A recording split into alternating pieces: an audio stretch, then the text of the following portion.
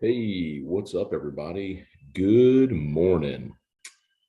Welcome to a Sunday edition of Morning Scone, presented by Brock Patton's Roof Beat Clinic, Hudco Roofing, HudcoRoofing.com. Do business with someone you know, Hudco Roofing, HudcoRoofing.com. All right. Hope you're having an awesome morning so far. Late night, early morning. Tigers get the win yesterday. They beat Auburn, and it is 8:30 Central Time here on Sunday. So we are going to be doing a live Saints companion show here. So we appreciate you for being with us. We can spend about the next 3 hours together. Let's talk a little Saints and Vikings as they play, and we can certainly talk LSU Auburn as well. So let's lock in.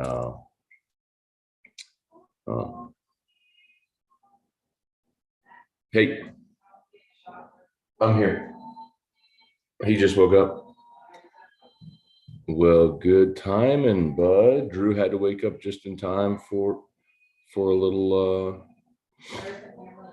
It's right. It's just behind me, baby. It's just like we used to do for baseball. Like it stops right here at this thing. All right. Say some good morning, Joe. Casey Smith, Bayou Bengal, 84, Chet Bucks and Alex Barnes, Tommy Howard, Means, XE. What a game yesterday. Matt Lusto, good morning. Who is Phoebe Haynes? Why is she singing the national anthem so slowly? Sylvia Carter, what's good?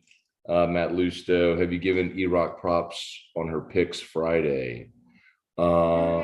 What I thought you got, what'd you get wrong? That's very, thank you, Matt Lusto. I like some props sometimes. Did you get them all right? I don't remember. Oh, you already told me I got 2 wrong. Which one did you? Oh, you got UCLA wrong. You had Washington. What else? Sorry to hear that, babe. But everything else, good job. All right, y'all, let's get it. I feel like there's something. Oh, I'm gonna share this on. That's I can go outside. There's 2 things I was worried about going outside. One was the fountain being too loud. And 2 was, I remember sometimes like when I'm outside away from the router, it buffers a little bit. All right. Okay, can we please either put him in another room or just turn that down?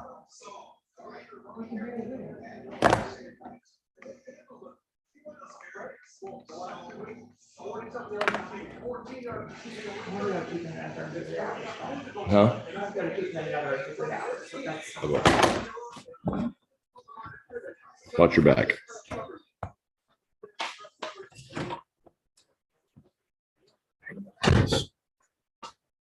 Sometimes when you try to watch a game, the family can be a pain in the ass. I love them, but they can be a pain in the ass.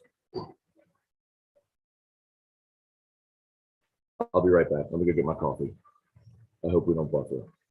I think we're good. All right. I'll be right back.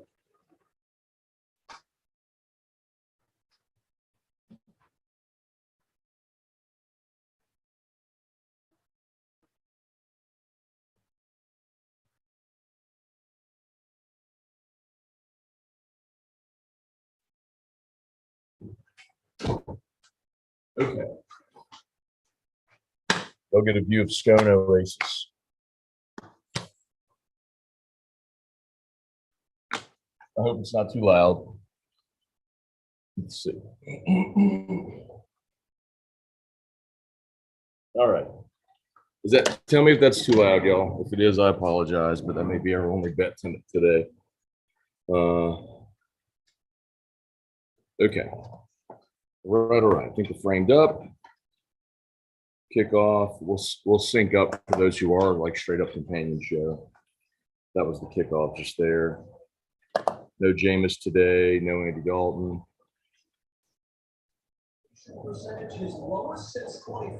All right. Get to the comments. Sorry, y'all. I'm just getting situated. Hey, is this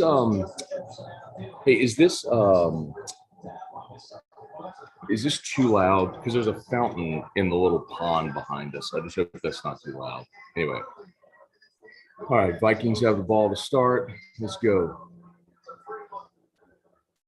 No Kamara today. No Winston today. Jesus. All right. All right. Let's see, y'all. Carl the Cat, Tommy Howard, what's good? Daniels didn't have a good game. Obviously, didn't help him.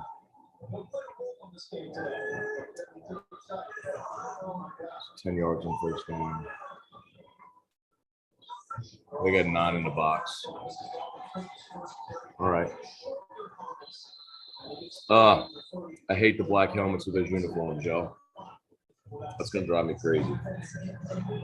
I love the color rush, and they're running this off of black uniforms with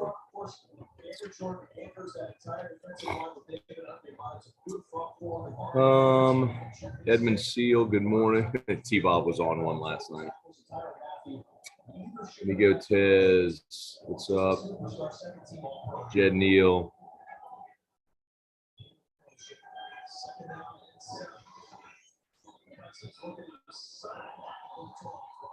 There we go, 3rd and 7, get off the field.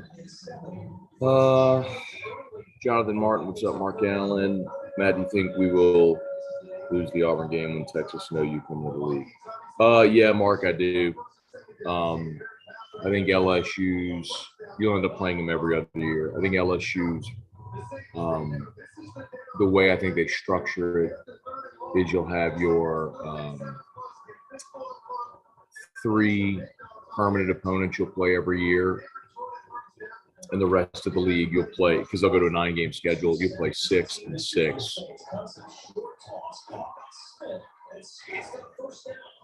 So I know it's morning Scone, but I'm watching the Saints, so I'm liable to say a bad word here or there. So I do apologize for that. 3rd and 7, they can go. Well, it's packed out there, man. Wow.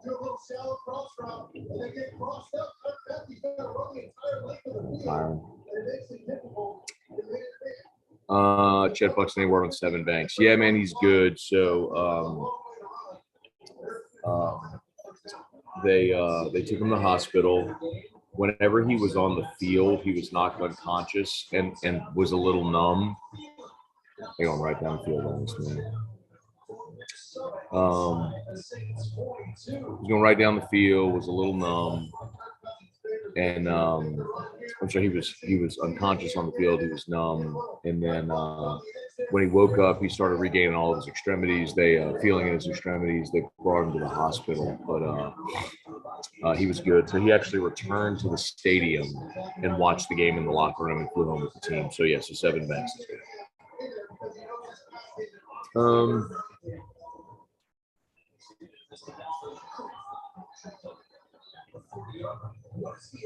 can see a Debo in there. Saints helmets are fire. Saints helmets are not fire, LSU Sports Fanatic. The Saints helmets suck. Like, it's a good idea and concept. I don't mind the black helmet, but the stupid pattern they did down the middle of the helmet is ridiculous with the little miniature fleur-de-lis and I hate the small fleur-de-lis. They should have just gone with the throwback black helmet that they wore in like 1970 with the old gold and the large fleur-de-lis. Dang it. Pete Warner and Justin Jefferson, great matchup. What do you think's going to happen? Murder Giraffe, Brad David, Alex Day, what's up? Casey Smith. Who's open receivers catch balls in this game? Aaron Fontaine, good morning. Coy Moore earlier said he's better than the LSU wide receivers. I never wish ill toward anyone but Biggie through. Everyone root for the Saints felt like karma. Yeah, no, I mean, we laughed about it last night on the show. I mean, I feel the same. Like, I wish him well. Hope all goes well for him. But no doubt, like that was a very obvious. Please be formation. Please be.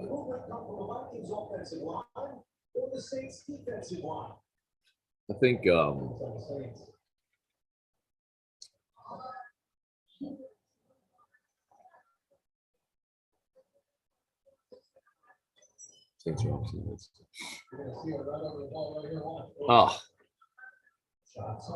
this is such a big game too, man. Like at 1-2, you know you're going to be coming home on a short week because of the travel. And I know Seattle's bad, but you lose this game, you go to 1-3. You got to beat Seattle just to get to 2-3 through your first 5, and then you have a grind coming up, which means you're going to have to beat someone you're not really thinking you can beat.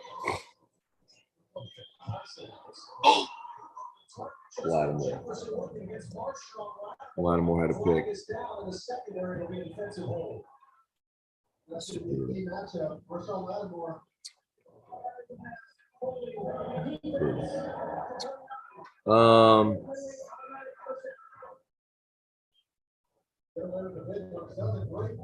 Tyler Cooley, morning, Matt. Thoughts on Saints missing Chauncey Gardner-Johnson? Feels like the defensive edge they're missing. Man, Tyler, I don't think the Saints' problem has been defense, bro. I mean, the Saints' defense is the thing that's kept them in games. It's the offense, which is atrocious. So, I mean, would I like to have Chauncey Gardner-Johnson on this team? Absolutely. I'd also like a healthy quarterback, a healthy Alvin Kamara, healthy Alontae Taylor. Brett DeGrow, Badger looks terrible early this season. You know, talk about that last week with Matty Hudak. Make the play. Another third down. And so you got to know Matty Hudak. Like she's works for like Scout Academy. Like she does scouting. So she does a lot of film study and all that stuff. She's really good.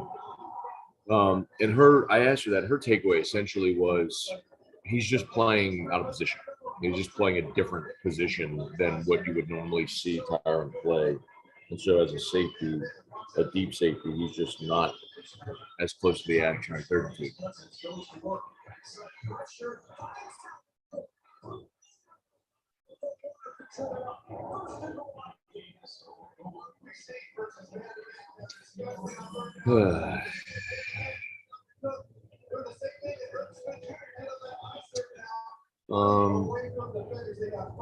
Let's go over the Saints inactives. I went to bed last night at 1 in the morning.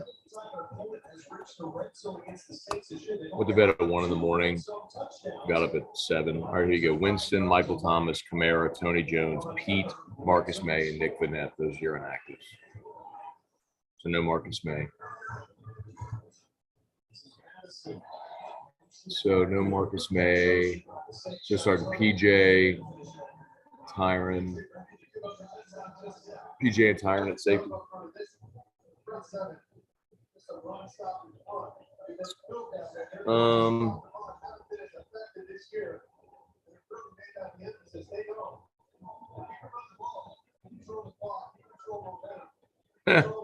Matt Lusto, you always take such thorough and readable game notes. I'd be curious to learn how you chart a game. Yeah, man, I'll show you. I mean, it's my own shorthand. Second and goal from 5. I don't think he's third and goal. I don't know if he's thrown an incomplete pass yet. I don't know if Cousins has thrown an incomplete pass yet.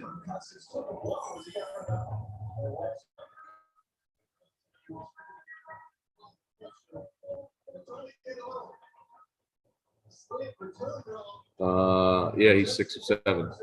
So that was his first completion. Brutal.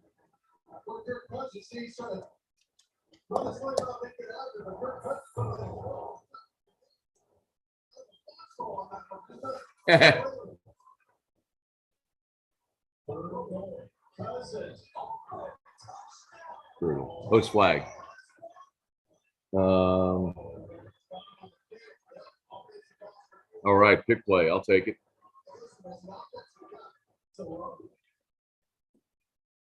Freaking sun's going to be all up in my face this whole game. I'm going to end up sunburned.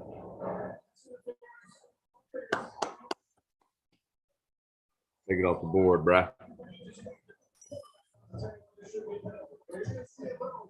So Matt Lusto asked how I take my notes. Yeah, please smash that like button. Thank you, Bill Gallion.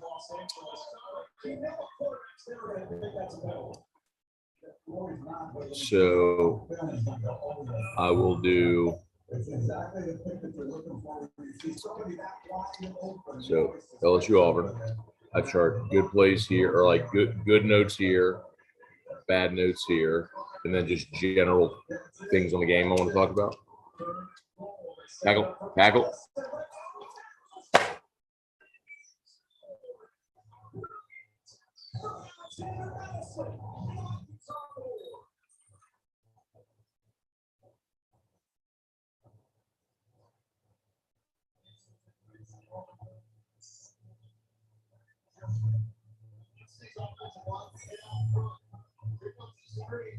Third and goal from the 15. Oh, that was the Yeldon play. 4 guys had a shot at it. Freaking brutal.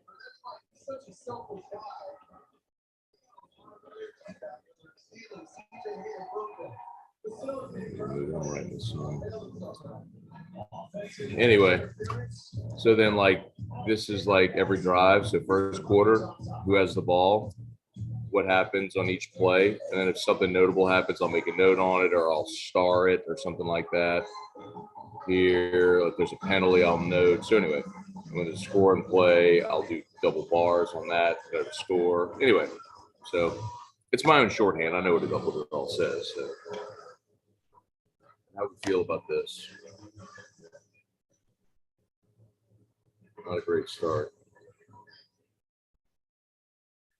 I'm gonna move down. Get like sun right in my face. We gotta watch the Saints get their behinds kicked in London. At least I'm not gonna get sunburned doing it too.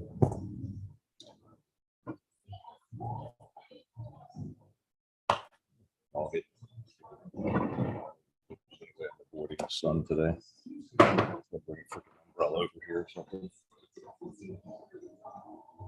All right. So thanks for being here, y'all. We did companion shows for LSU baseball a couple of years ago, and they were really fun. Figured just fire it up here for the Saints Vikings during morning Scone. So if y'all have anything you want to talk about, fire away. We'll talk about the game here as we watch it. Let's see. I guess we're probably going to end up making this sort of a Saints or LSU Auburn post-game show as well, or recap, which I'm happy to do. Normal guy, what's up, IU Bengal? I'm not too optimistic about the season for the Saints. Me either. I was, but I think we're strong.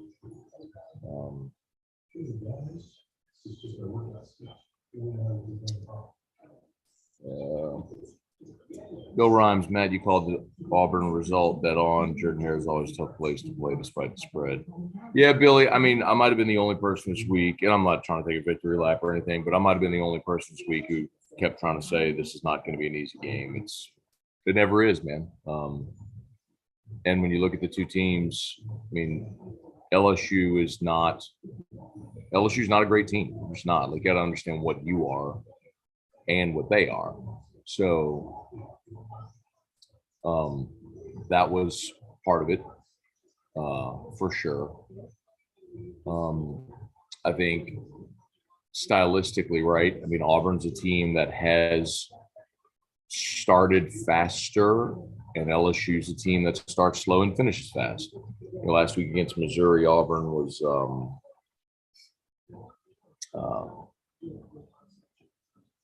Ooh. Auburn was up 14-0 on Mizzou and didn't score again until overtime. Similar to yesterday, Auburn got up 17-0 and didn't score again. So, pick a knee. All right. All right, it's Andy Dalton time. But yeah, I mean, I'm not surprised the result went the way it did. I'm glad LSU won, but I thought the game would be tough. All right, it's Andy Dalton time, y'all. Tyler Cooley, any chance the Saints trade for another running back with Kamara injury and Ingram not playing at a high level? Only Tony Jones is out today as well, so I'm curious who they're going to run. I mean, you got Mark Ingram, and we'll see. I mean, we'll see who else they play. Dwayne Washington.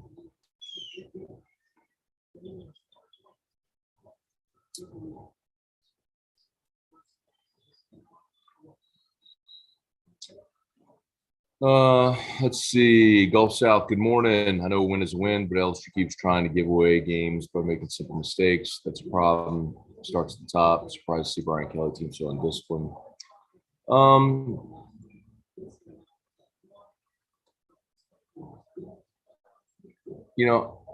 I think I would ask you to be more specific. Like, what mistakes show being undisciplined. Last night both teams had a lot of penalties. I think LSU had 4 special teams penalties in the first half. I think you continue to be very bad on special teams. That's obvious. But I think the fact that you protect the football, you're opportunistic, you scored in the red zone. I think that kind of stuff shows attention to detail, and this one's 5-3-5. All right.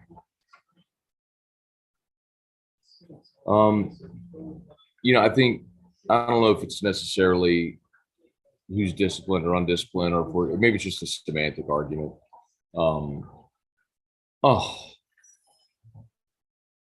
How is that a false start?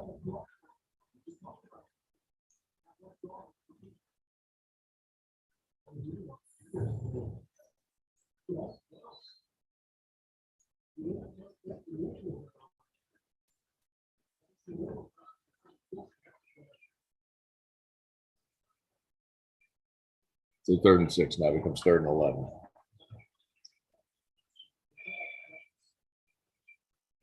Field Ingram. All right.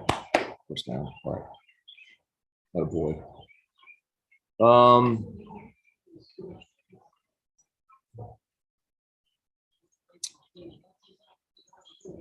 Carl, every game is a must-win for the Saints. Not every game, Carl. I mean, you're 1-2.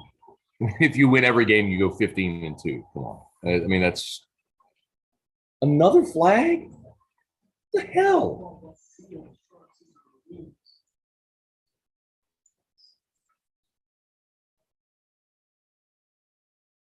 This team is freaking brutal, man. You're gonna be the death of me.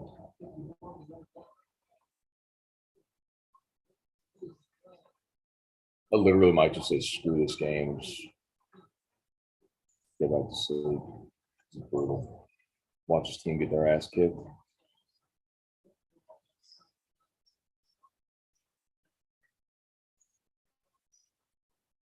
Brutal.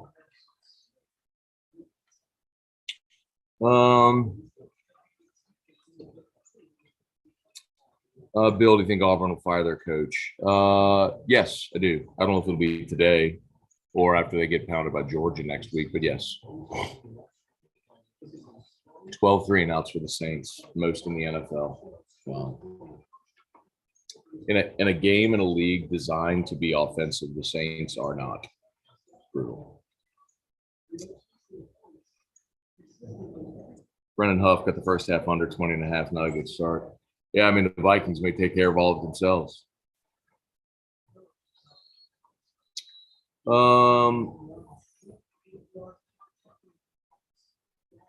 Football God's been having our backs since the Florida State loss. Brennan Huff, let's see, Chris Roy, Matt, who'd you play today in the NFL picks? I haven't yet, so at 11:30, I'm going to turn on Jimmy Ott show and see who all there. I've just been betting what all the handicappers on his show have. I'm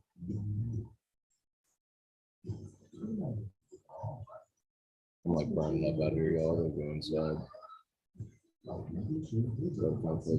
Watch the game, not have Drew listening to Wheel of Fortune or some crap. All right, hang on. Sorry.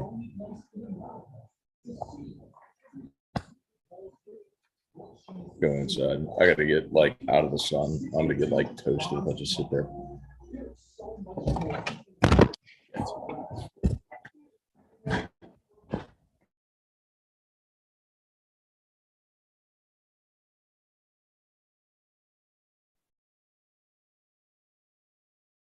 Face. I hope we didn't cancel the Zoom. Are we still here, y'all? We still here? We still live? Okay, good.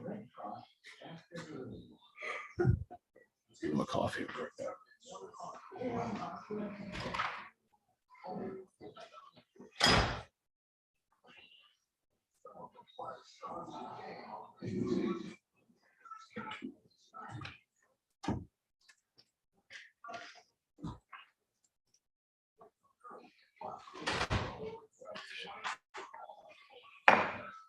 Look at it.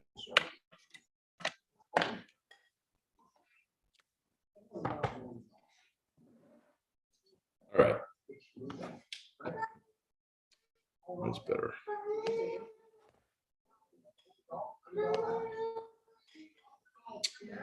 All right, y'all. Saints down 7-0. They go 3 and out. Vikings get the ball back. They're probably going to go right down, score again.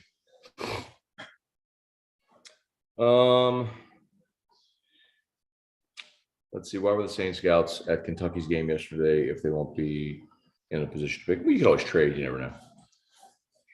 It could be looking at other players too. Who dat dude? Injuries killing us this year. Yeah. Scooter Rushing. What's up, Scooter Rushing? Good morning. Good morning. Good morning. Alan Black. What's up? Alex Barnes, Matt, for the record, you do not look like the guy that you and Ryan Terry were watching on the show on Friday.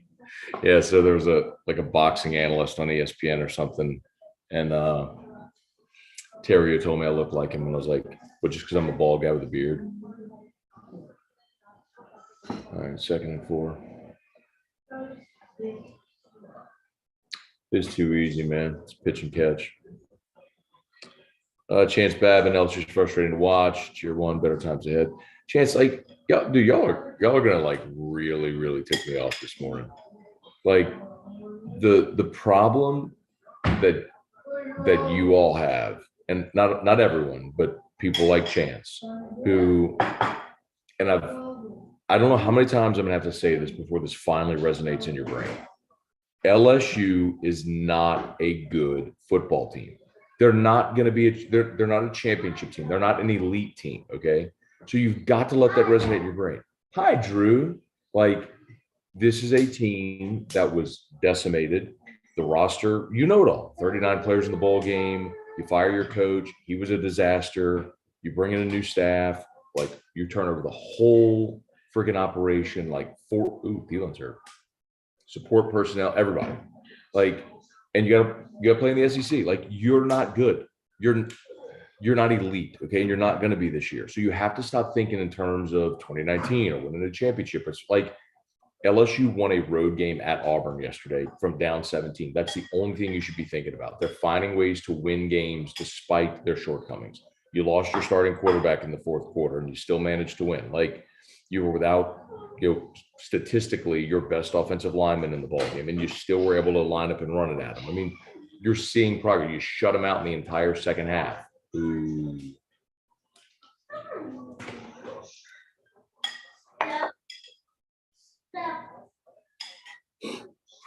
Tyler Alexander, good morning. When needs to happen for us to get back to our spread offense like 2019? You need Joe Burrow and Jamar Chase and Justin Jefferson and Clyde Edwards-Helaire and a lot of good players that you don't have right now. Let's see. Fonzarelli.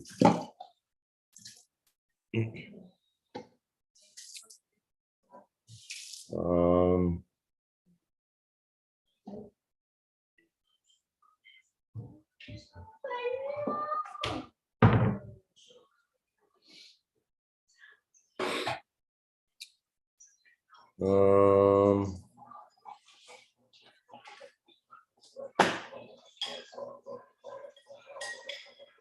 will remind you all, however, that technically, while this is a companion show, it is still Morning Scone. And on Morning Scone, we do our best to be very family friendly because people are, babe. Look at Contavia Street with the sack. All right, see you, big dog. I see you, big dog. Is there a clerk's for? Chet Buxton, how long do you give Dennis Allen? I'll tell you what, Chet, like someone asked me that, like, how much of a honeymoon period does Dennis Allen have?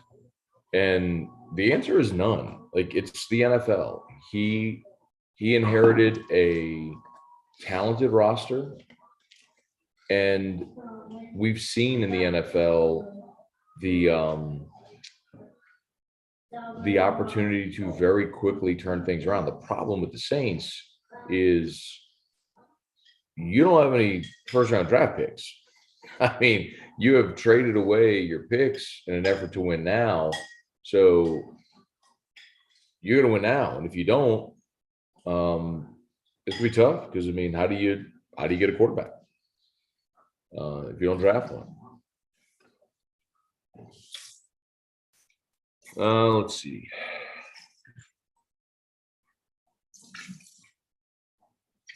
Jeremy Fontana, 85 yards from the air, ain't going to make it happen. Besh and Boutte combined for 6 yards. That's dog water. Got to throw the ball. And Jeremy, you won the game yesterday. Bro, I feel like this is Les Miles there all over again. Like, here's the difference, though. Like, that was scheme. Your problem there was scheme.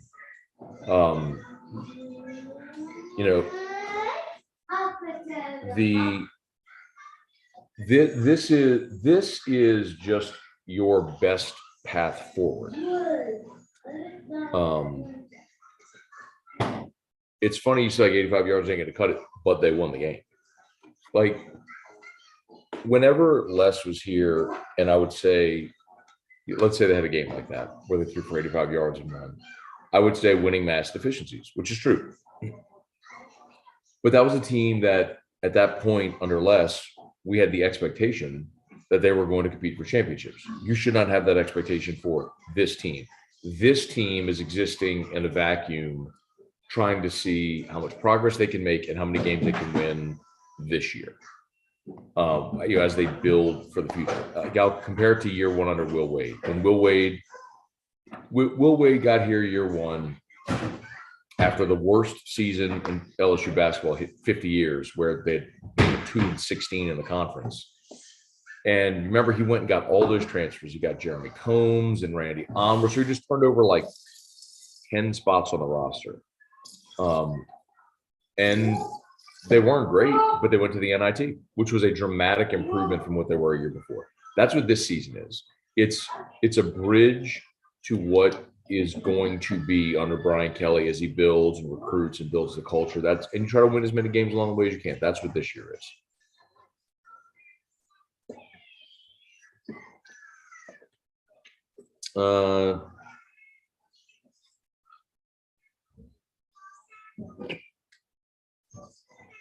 I'm going to change the title to include LSU Auburn instead of just companion show, because I get the feeling a lot of y'all are interested in LSU Auburn.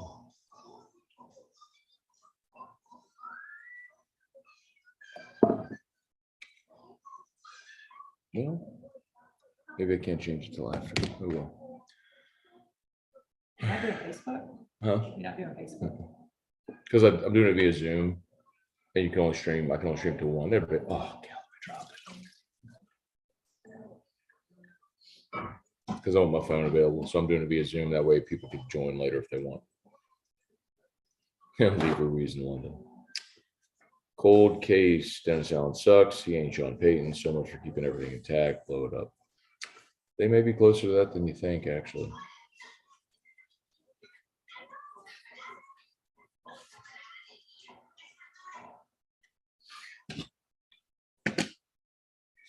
3rd and 3.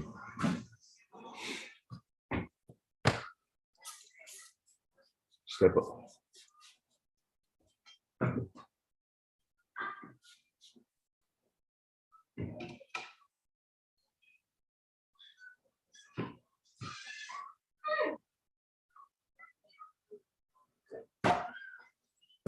Andy Dalton got sacked, if you're wondering.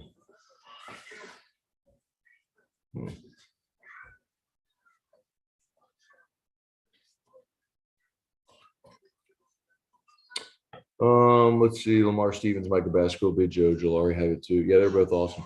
You guys saw that notice that yesterday. We talked about it on Whiskey and Wine, but hang on, I gotta go outside, but get my notepad again. But Baskerville.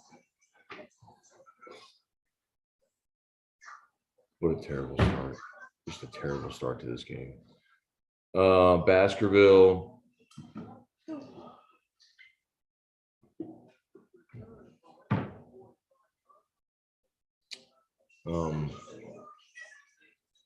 Baskerville Penn and Harold Perkins were your starting linebackers. Mike Jones didn't go in the game until the 99-yard drive. He and West Weeks were in the game on that drive, and then obviously Auburn went 99 yards in 6 plays, and they got pulled. Hang on one second. Let me get my note.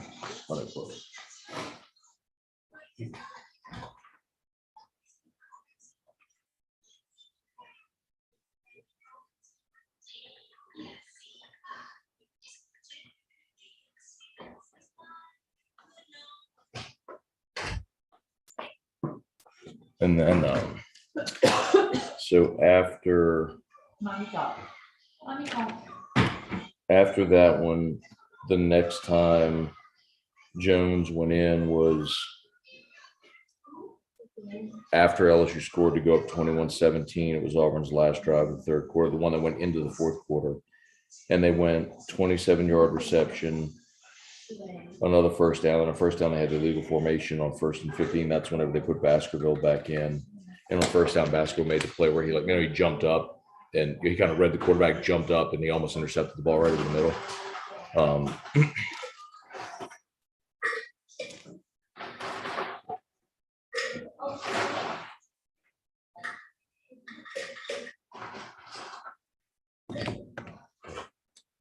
So we definitely saw a big change yesterday, and that they have identified Baskerville and Penn and Perkins as their 3 best linebackers, obviously.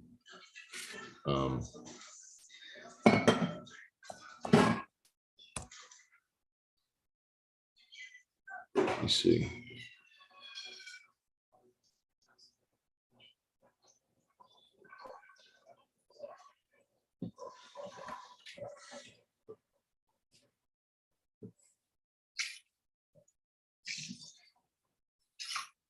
Here we go.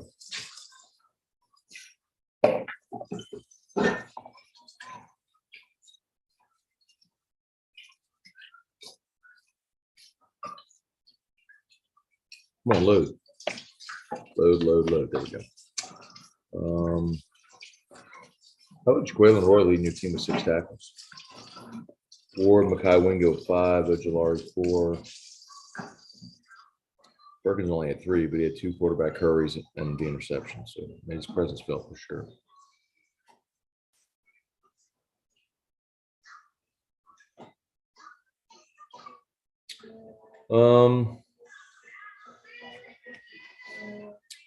Nola 504.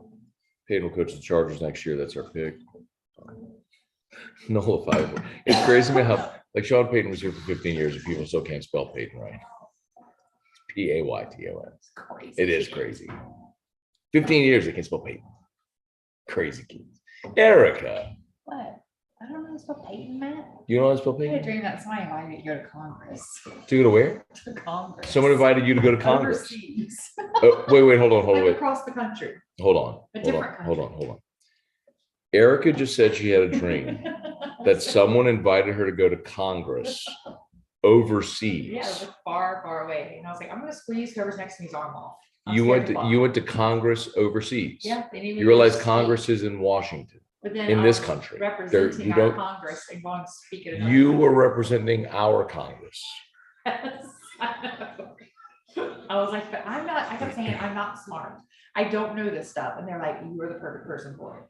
You were representing our Congress speaking in a different country. Yeah.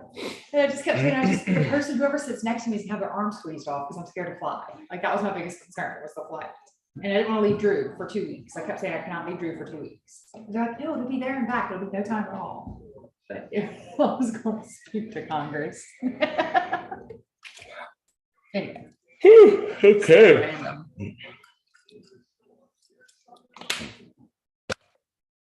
In the words of Ed Ogeron, they're good, He not just great. went and did. Oh, he went He opened the storage closet. sit. Drew went and got his blood pressure machine.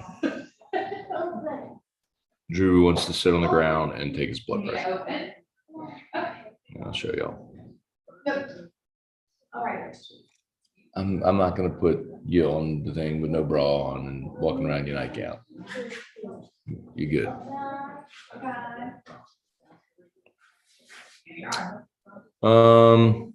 Bayou Bengal 84. I love Cam Jordan, really do.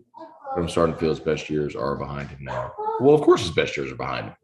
I mean, he's in his 11th year. Yeah. Who got hurt?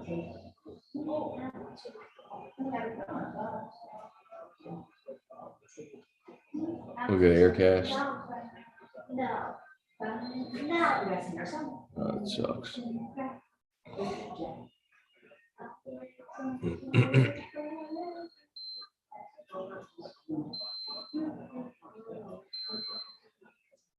All right. Defense hanging in there.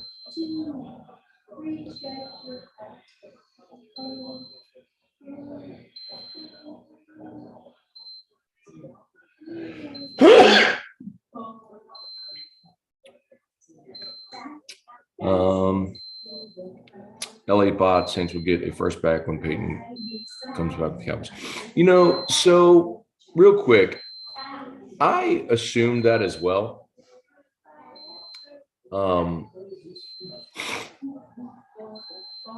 Dada babe, look at the honey badger.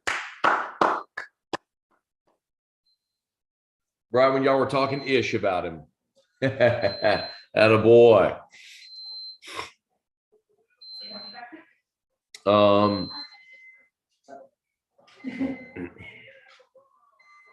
So the look at Tyron baited him into that throw, and a boy, the freaking Badger still out there making plays. I love it. He's so good.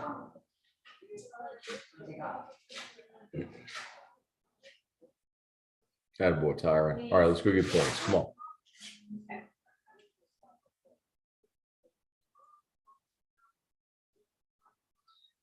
So they activated Murray today. Murray, present. All right, into the first quarter. All right, so I kind of looked at with the Peyton thing. I kind of looked at the John Gruden trade as precedent. And there's people who cover the league who don't seem to think that the Saints are going to get a first round pick because he's out of the league currently. Like the thing with John Gruden, whenever they traded him from the Raiders to the Bucs, was, I mean, he was an active coach in the league. Because Peyton is not in the league, it's going to be a different standard. And what I had been told was that it was more likely they might get like a second round pick. Like the compensation wouldn't be what you might hope. So I would love that they get a first round pick. I don't necessarily think that's going to happen.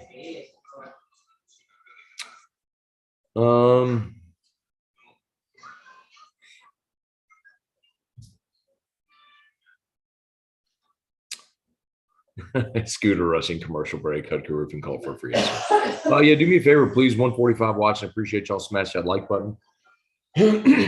Subscribe up to the channel if you haven't done so yet. We appreciate y'all. But let me post this link on Facebook again. Sorry. Our Facebook people might be wondering where we are. Hang on 1 second.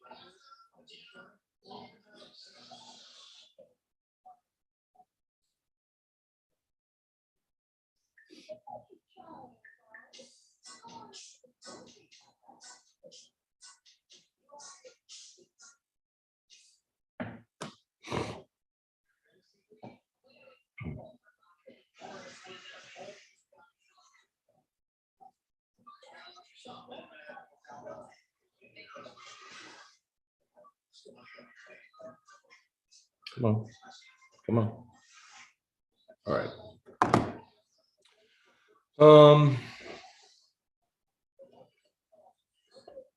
One thing about Brian Kelly's teams, they're mentally tough. I think one thing that's obvious though is you do have buy-in and from these players with LSU. And the thing that's obvious is go ahead, Taysom Hill. You're getting results. So I think it's easier to have buy-in when you're winning. And to have now won 4 in a row, to be 2-0 in the SEC, to rally. I mean, you as a coach, you can go to your players and say, listen, not a bit. You can say, listen, we've come back from 13-0 against State, come back from 17-0 against Auburn. And it's believable, right? Because you can ask for trust and they can buy in because they've seen results. Yeah, baby. Latavius Murray running hard. Alexa, set a timer for 6 minutes. Okay. 6 minutes, starting now. Jay O'Neill, you told us all week this LSU game would look like this. I did, Jay. Not many people wanted to hear it, but it's Auburn, bro. It's never easy. Brad David, you were right. All those years when you said Roger Brees, the wheels fall off. Yeah. Oh. Let's go.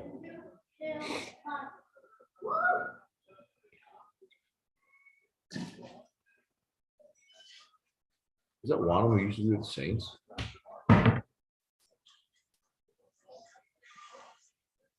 Yeah, man. I mean, it took the Saints 40 years to find a quarterback. I think we got spoiled and assumed that they would just find another one.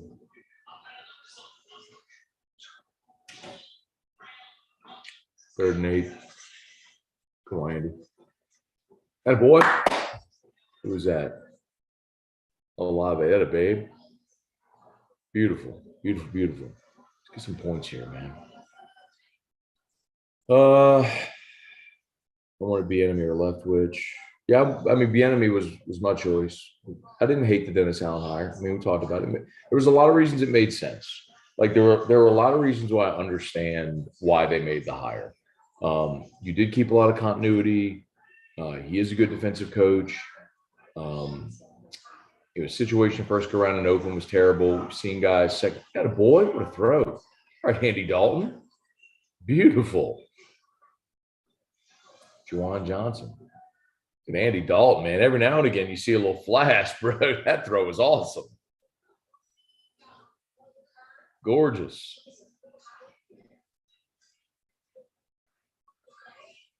All right, Elliot Botch. Jaden's a quarterback that will throw to a player when he has a lot of separation, is wide open. Dan Brock needs to be more creative, create plays to get wide receivers open. Put Bash back into Taylor. Oh. Oh, God. Taysom Hill just trucked that cat. I mean, that was like running into a brick wall. Did he get up? No, he's hurt, bro. Oh, my God. I don't know who that is, but I hope he's okay. He just got knocked. That dude just got knocked in the next week. Oh, man. Y'all check this replay.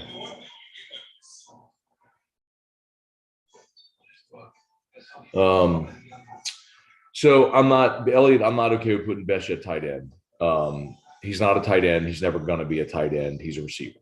He's 6'2", 215. He's not a tight end. I hate that idea flatly. Like, I don't know that I can be more adamant. That's a terrible idea.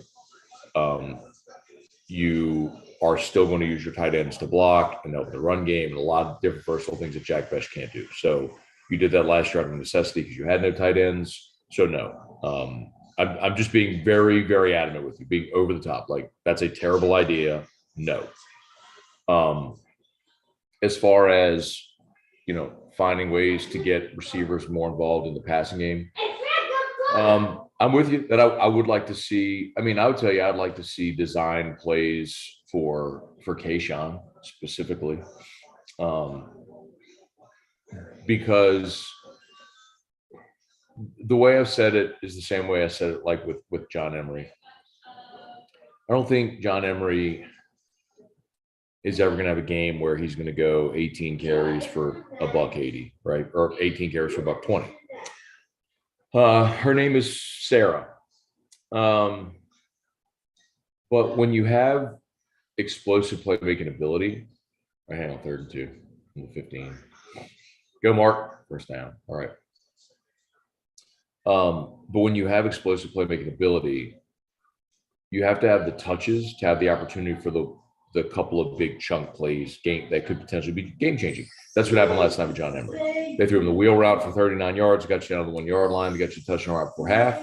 And then, of course, the 20-yard touchdown run was incredible. I mean, he got hit in the backfield and made a man miss and then busted through the line and high stepped his way to the end. It was awesome. But, like, I think the same thing with Keyshawn. Like, you've got to find ways to creatively get him the football. I mean, they did it against Southern. I get it Southern, but I'm just talking about the play design, right? So because he's got that chunk play ability.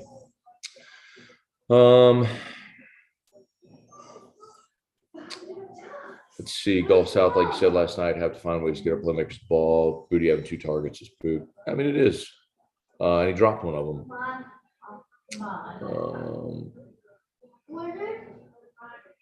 What is a harmonica? Oh. 3rd and goal from the 4. Murder draft traveled all the way across the pond to treat the London crowd bad football. They're coming. Gotta get point. I love 6 here, but you gotta get points. 3rd and goal. Let's see what old Pete Carmichael draws up here. 3rd and goal from the 4. Alexa, stop. Come on.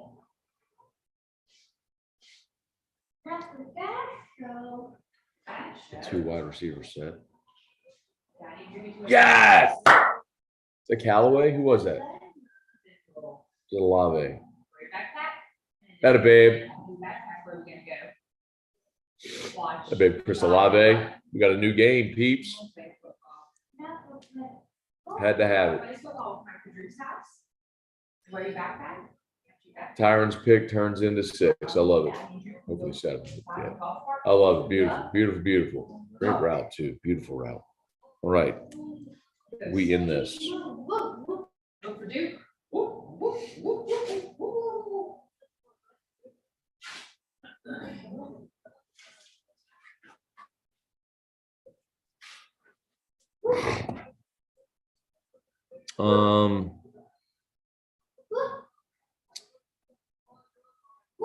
Spurge, what's good? Hal Jubin, Kate Orange. Trying to keep up with all the comments, y'all. My apologies.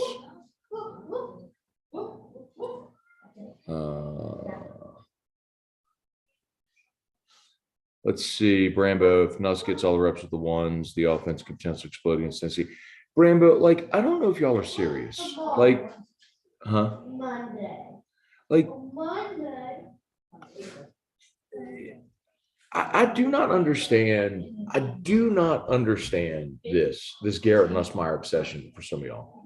Like, you have convinced yourself that he's a dominant player when you have literally seen nothing to suggest that. Nothing. You have seen nothing to suggest that. You saw him play extensively in one game last year against Arkansas, and they scored 13 points. 13 points in an overtime game, by the way. You saw him against Southern throw 2 interceptions, including a pick 6. And last night he was 2 of 6 for 5 yards. Like, I don't know what in the world, Brambo, you and some of these other people see. Like, I think Garrett Nussmeier in time could become a good player. Yes. But what in the world makes you believe? Like, what have you seen with your eyes that makes you believe that is even a remote possibility right now? Like, what have you, please enlighten me. Please enlighten me and tell me the thing that you've seen, not that you heard or believe or think could be, the thing that you have seen with your own 2 freaking eyes that tells you that dude is ready to make this offense explode. Because what I've seen is him throw a bunch of bad interceptions against a SWAC school. What I've seen is him unable to move the ball at all against Arkansas a year ago at home. What I've seen is yesterday him go 2 of 6 for 5 yards, and the offense barely got a first down other than Josh Williams just taking the ball and running. Like, what have you seen that leads you to believe that? Like, it's so maddening to me. Like, you Garrett Nussmeier people, like, you think he's the freaking second coming when the kid hasn't done a darn, like, not a thing. No things at all has he done. Like, I don't, but he's not trying to get you fired up. There are people that believe that. Have they seen him? He's horrible. That, I know. He's terrible. I get it. Kate Orange, thoughts on the helmets? I hate them. I think they've ruined an awesome uniform with That's it. What are we reviewing here? I mean, it's touchdown. Yeah. Matt Lusso, commentators from yesterday are definitely correct. Can't get access to standard ESPN SC network programming without a provider. Okay.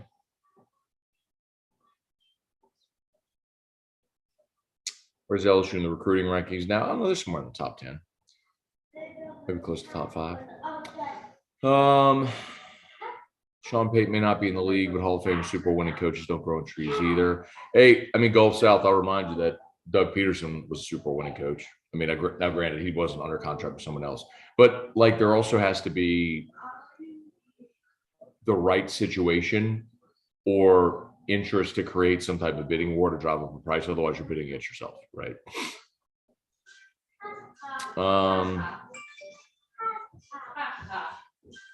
Rex Star, appreciate you, madam. At work, couldn't find a stream to listen on the phone. Like button smash. Thank you so much. Donovan Thibodeau, what's going on? Chris Roy, I wish people would enjoy beating Auburn and Mississippi State, realize who we are. This is not 2019. Like, LSU will never be 2019 again. Like, that's the other thing, too, is remember, like, 2019 was literally the greatest college football team ever. Like, you will have other winning seasons or championship seasons that aren't going to look like 2019. Kelly Presley, why didn't we see more of Besh last night? So Jack had he had one targeted and one catch for 2 yards. He did return kicks and punts last night. I mean, you just didn't have. I mean, you could say Besh, you could say Boutte, you could say anybody. I mean, LSU had 85 passing yards in the game. You know, and the other thing too is Jaden ran it. So when I was driving home from Don Juan last night, I was listening to Hanny and Jeremy Hill, and so I'll unless it charted or corrected otherwise. Jaden Daniels ran 16 times last night, and Jeremy said 8 of those 16, so half, 8 of the 16 were called pass plays, where he ended up having to flush or scramble and run. So, I mean, if you make those 8 attempts, then you end up with 32 pass attempts and 41 rush attempts. So you're closer to 50-50. And also keep in mind, late in the game, you were running the ball just to run out the clock as well. So it would look a little more balanced that way.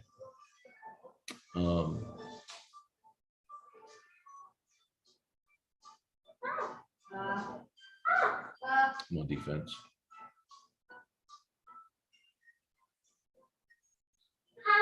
So I think Justin Evans and Marcus May's spot. Ooh. I don't know who tripped Alvin Cook, but thank God, bro. He was off to the races.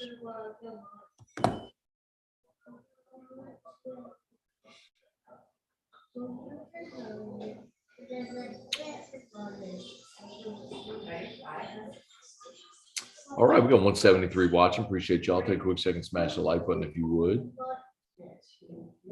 All right, third down coming up. If you're just joining us, thank you. Saints Companion Show, also LSU recap. So we do morning Scone every day, but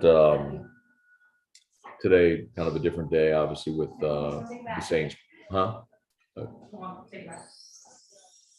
Dressed, he's clean, he's changed. Okay. Meds and dressed. Okay. She fine or sick. Okay.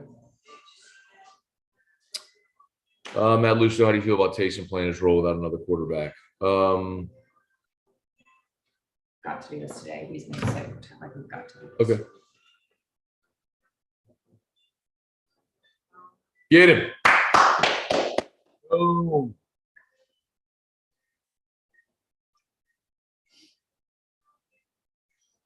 Who was talking about Cam Jordan earlier? Beautiful. Let's go. Beautiful. That boy Cam.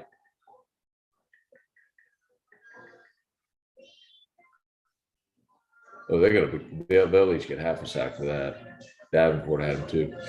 Beautiful, beautiful, beautiful. Matt Lucio, so how do I feel about Taysom playing this role without another quarterback?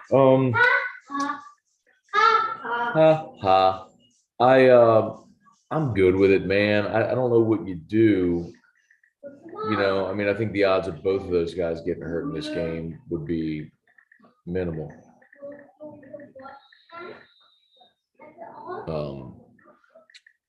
And the other thing too, I'll tell you is, you know, Kamara is usually your emergency quarterback, and so Kamara's not there either. So if Dalton and Taysom got hurt, I don't know what you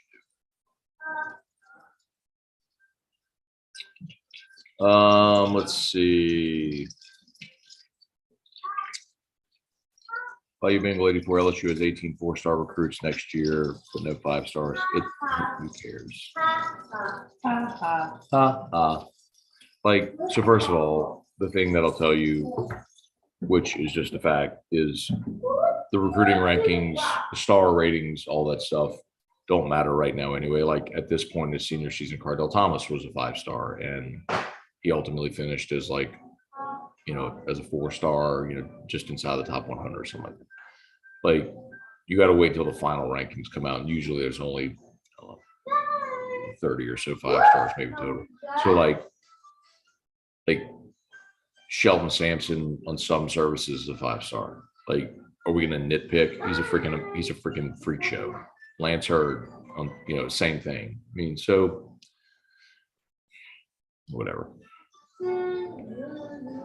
Just sign really good players.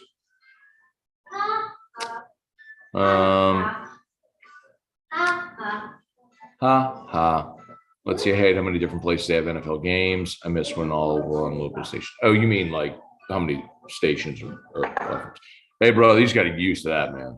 Bayou Bengal 2988. I mean, that's just the world. That's like saying, I hate that everyone has a cell phone in their pocket. Yeah. I liked it better when I had a rotary. Yeah, it's just not going to change. So.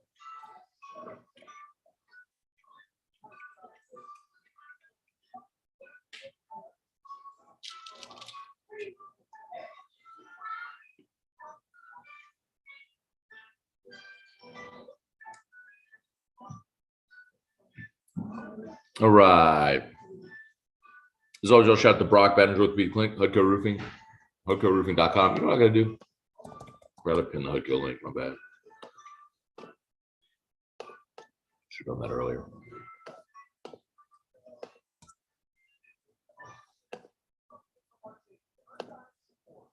Boom.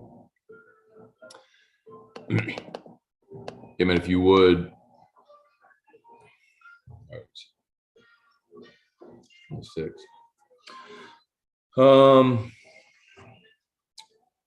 Yo, Hobbs. Curious what the stats on Penning. They said indefinite, right? But hope would be by like mid-season, maybe week 8. That's the other thing we probably haven't talked about enough. Like, you're missing 2 of your top 3 picks with Penning and Alontae Taylor. Nick LeBeau, do you agree LSU has to play better in the first half than they did in the first half against State and Auburn have a chance against Tennessee? Yeah, I mean, by the way, on Friday, I talked to Phil Steele off air, and I asked him what he'd have the line for LSU and Tennessee. He said it'd be a pick 'em. Let me see what's that.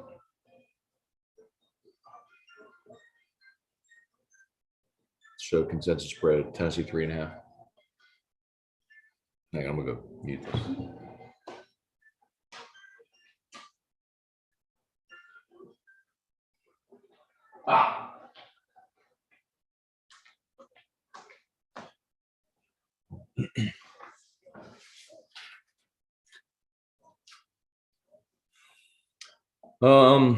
So look, yeah, but Nick, I do think obviously I want to see LSU start faster. I mean, we talked about it going in Auburn. I mean, it's just Auburn's a team that started fast against Missouri and fizzled, started strong against Penn State and fizzled.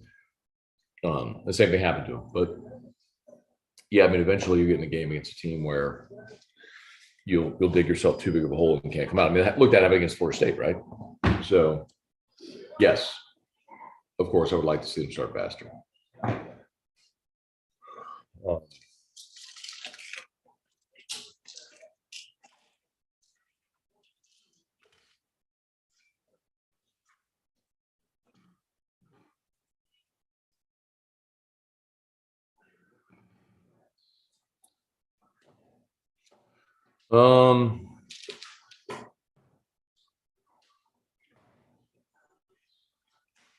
And one, 2. Okay. I don't know what it is. Matt, do you think Jay Daniels has PTSD from last year with 10 interceptions, or he not take a chance because of his draft stock? Neither. I don't think either of those is true. And by the way, 10 interceptions in 13 games isn't a lot. I mean, it's not ideal, but it's also not, overwhelming. It's just more than he had his freshman year when he had 17 touchdowns and 3 picks. And he was also on a terrible look, as you've seen with Arizona State, he was on a terrible team where you had a dysfunctional coaching staff situation, an exodus of talent. I mean, I don't know. Like, it's a situation where he's doing the things you need to do to win games. He's moving the chains. He's protecting the football. Like, that's okay. Maybe at some point this year, they all get in a better flow and they keep progressing and improving offensively, all that sort of stuff.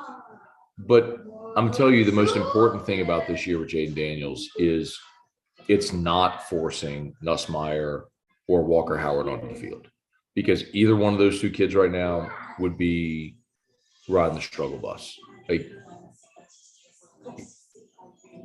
it is a rare occurrence when someone like Trevor Lawrence steps on the field as a true freshman and wins a national championship. I mean, it hadn't happened since, wouldn't it some, who was it? It was someone in Oklahoma, like in the 80s. I mean, you're talking about almost 40 years since a true freshman stepped on the field and won a national championship. Like, it's hard to do.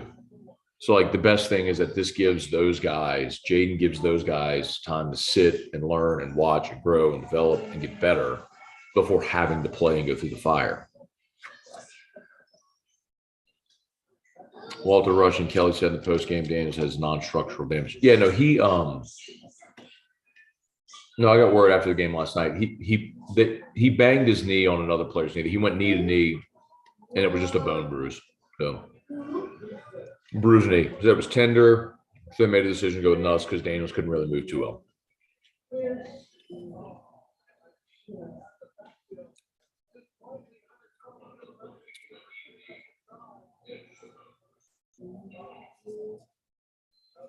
Let's see, Chance not defending Nuss, but Boutte and Thomas dropped 2 balls. They did. And Emory dropped the ball that Daniels threw, and Neighbors dropped the ball that Daniels threw. I mean, look, it wasn't a great night, obviously. This is a situation where you are not a dynamic passing offense, right? That much is clear. And despite the receivers you have. So you need your receivers to pick up your quarterback. Like the 3rd down play where they went to Neighbors, you were down 17-0. You had 3rd and 6. You would actually put together a drive with a couple of first downs, and you have 3rd and 6. He throws to Neighbors, and yes, it was behind him. It was behind him, but Neighbors got both hands on the ball. Like you need to make that play for your quarterback. Damn it.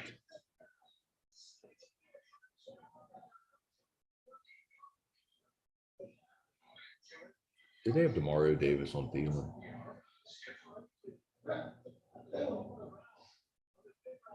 Oh no, it was Adebo.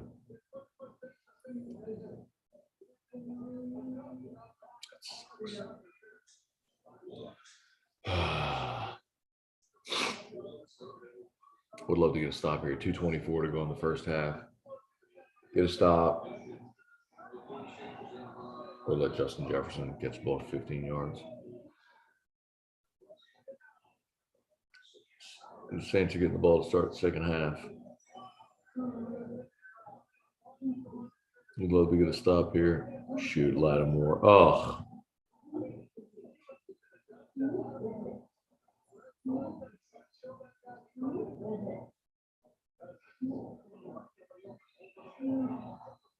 Bro, this is 7-on-7 right now. Jefferson is eating Lattimore's lunch.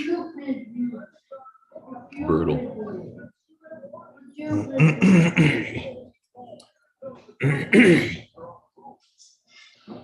Jefferson's owning Lattimore right now. Jeremy, Matt, what happened with the Facebook stream? Nothing, Jeremy. I just for today, because I'm doing a longer show, doing the companion show, I went on Zoom because sometimes we'll like invite people onto the stream and you got to do that via Zoom. And so it's on YouTube only. And I didn't want to commit my phone as well. So.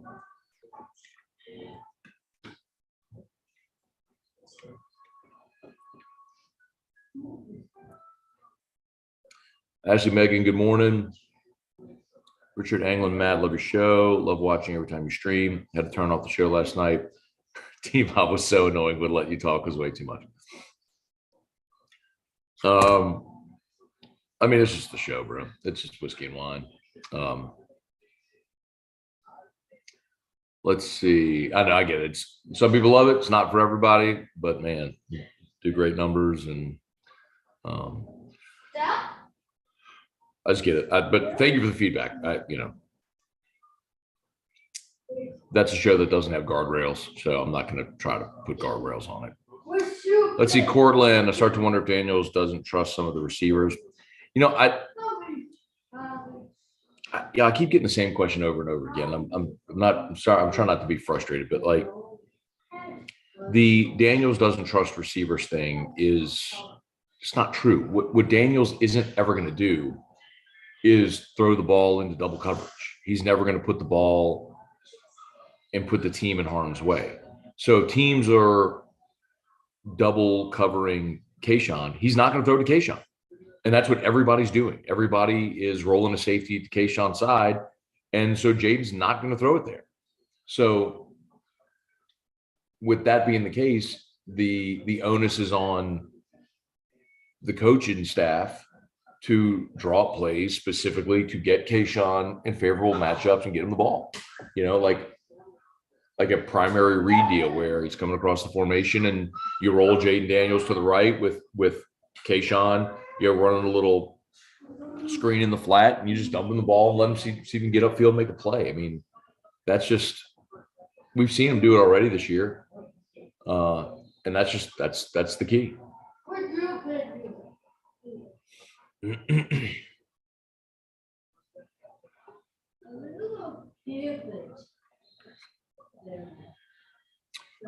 Let's see. There were a couple of runs where Taylor would have been the target.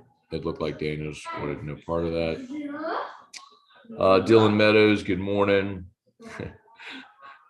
Shout out our MVP, Coy Moore. Yeah, Coy Moore kind of had it coming his way, man.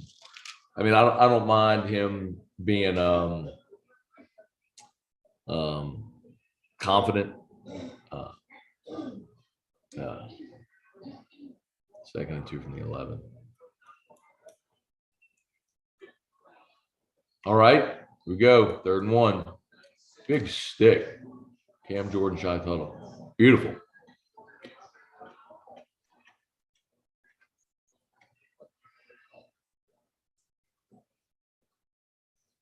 Brennan Huff, Craig Dugai, good morning.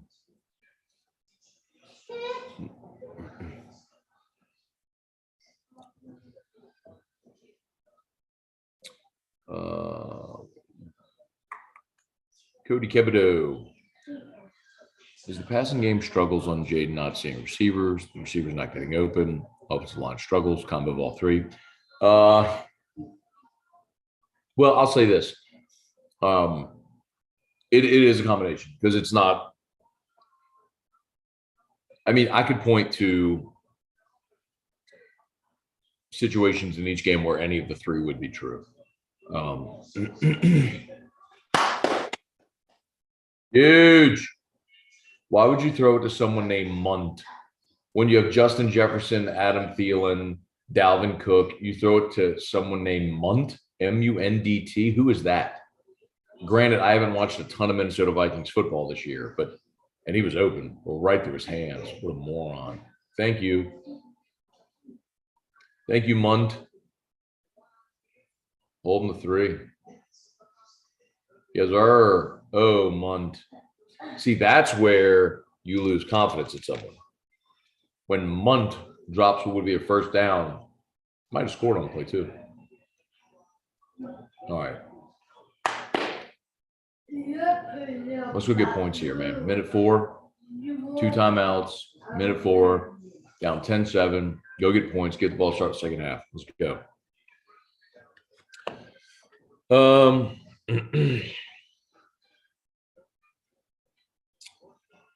Kamara and Thomas are out. You need Taysom in this game as a weapon. Yeah, it's definitely a tough situation. Like, so for those who are just joining us, what he's talking about is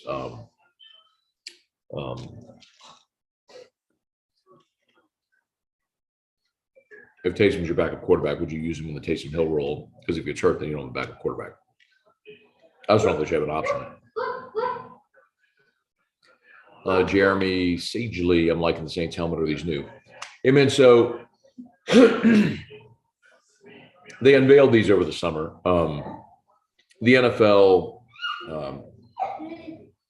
changed their rule where they let only teams have only one helmet.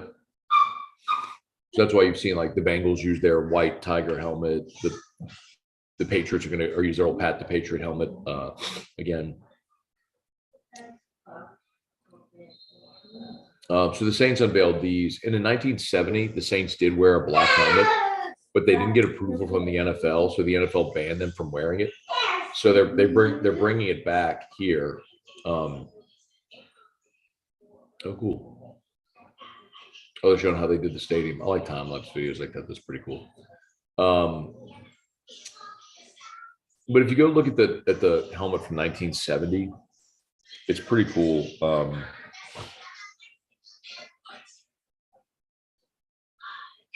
Or maybe it's 1969. Look, this is it. Oh, did he fumble? No.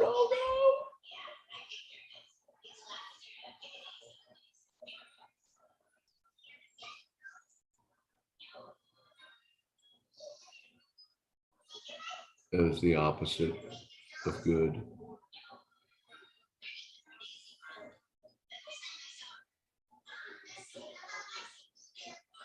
Oh, Andy. Oh.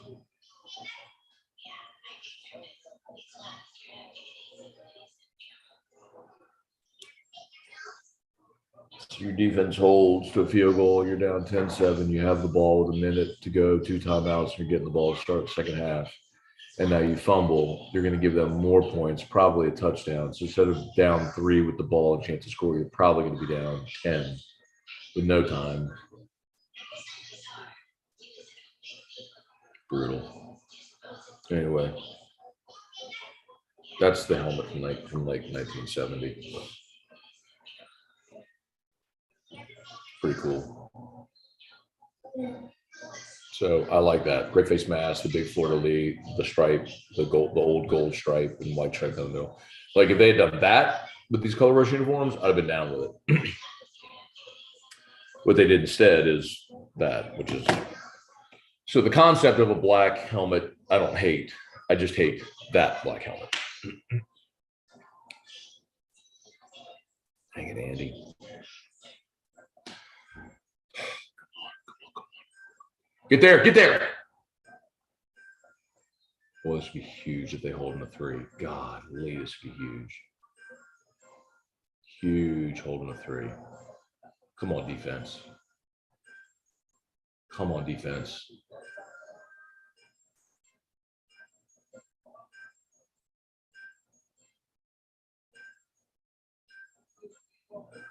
Well, Cam Jordan's having him a day, huh? Well, it should have been a penalty against Shy Tuttle. Jesus. Big Cousins right in the face. We lucked out there, dude. That should have been 15 or first down. Oh, it's a false start. Thank you. We'll take 5 more. Yes, sir. Let's go.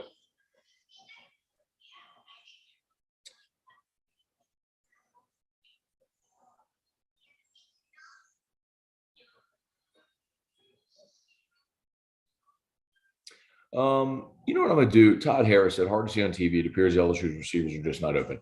I'll ask Brian Kelly that tomorrow. When we have the press conference, I'll just ask him point blank. I'll ask him, are the receivers not getting open?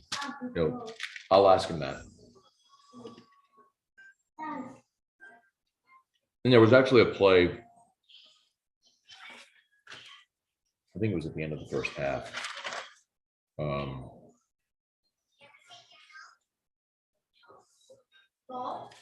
That'd be beautiful. God, what a big stop by the defense. Golly, it was huge. It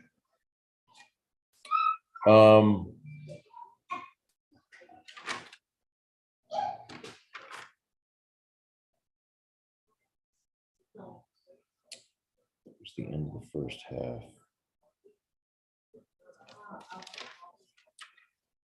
There's a play where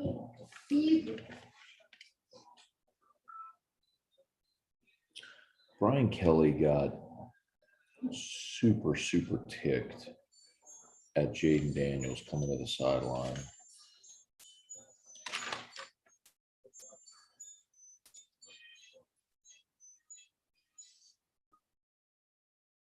Oh, it was this one.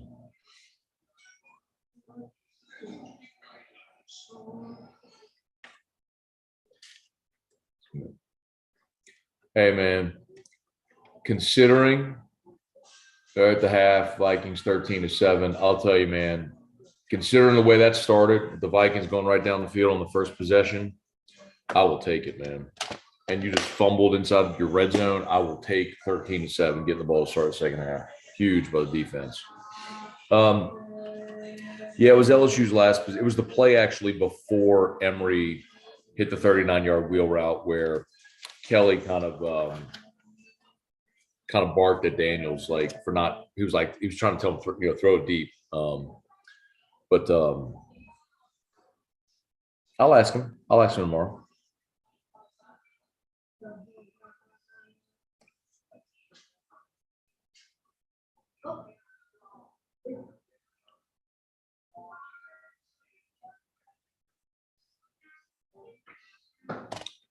Let's see. Scooter rushing. It's early enough if the Saints win pool party at Matt's. Hey, man, I don't think anybody wants to get in the pool right now. It's too cold. Water's probably in the 75 degrees. That ain't no fun. Craig Dugas, Matt, does E-Rock have a seasonal wreath she decorates, or does she have Christmas decorations up right? No, we don't have Christmas decorations. We have Halloween. Would y'all like to see? Since we're at half, I mean, I'll show you the Halloween decorations. All right, let's see. I don't think I can flip this camera. Yeah, it's not gonna let me flip the camera, so hang on. So I'll just have to carry it. All right, so I'll give you a tour of Erica's Christmas or Halloween decoration. So this is our mantle.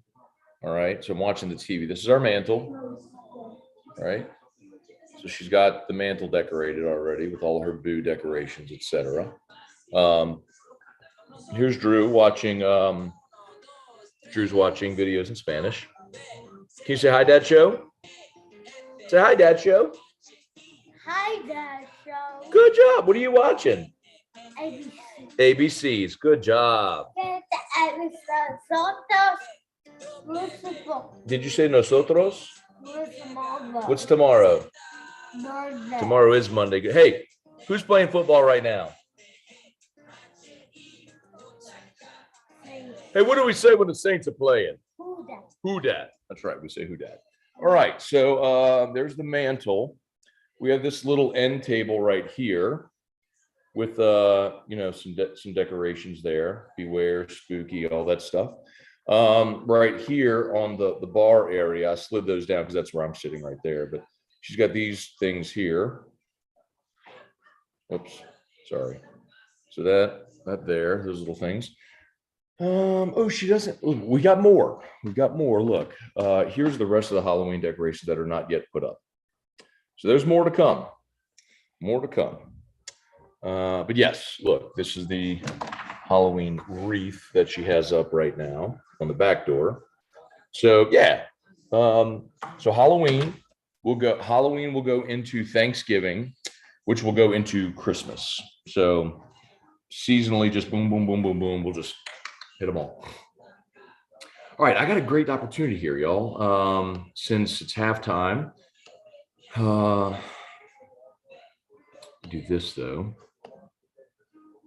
Let me do this. When you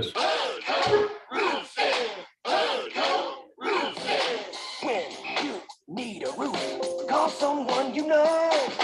Scone, Ontario. All you need is Hudco.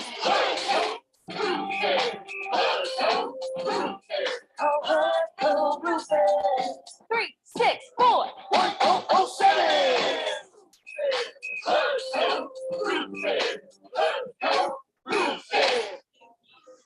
Hudco Roofing, HudcoRoofing.com. Do business with someone you know. Got Hudco link pinned right there, y'all. If you would, I would love the opportunity to give you a free, no obligation roofing inspection. It's super easy. Just click the link, fill out the form on the homepage, or you could call 225-364-1007, 364-1007, 364-1007.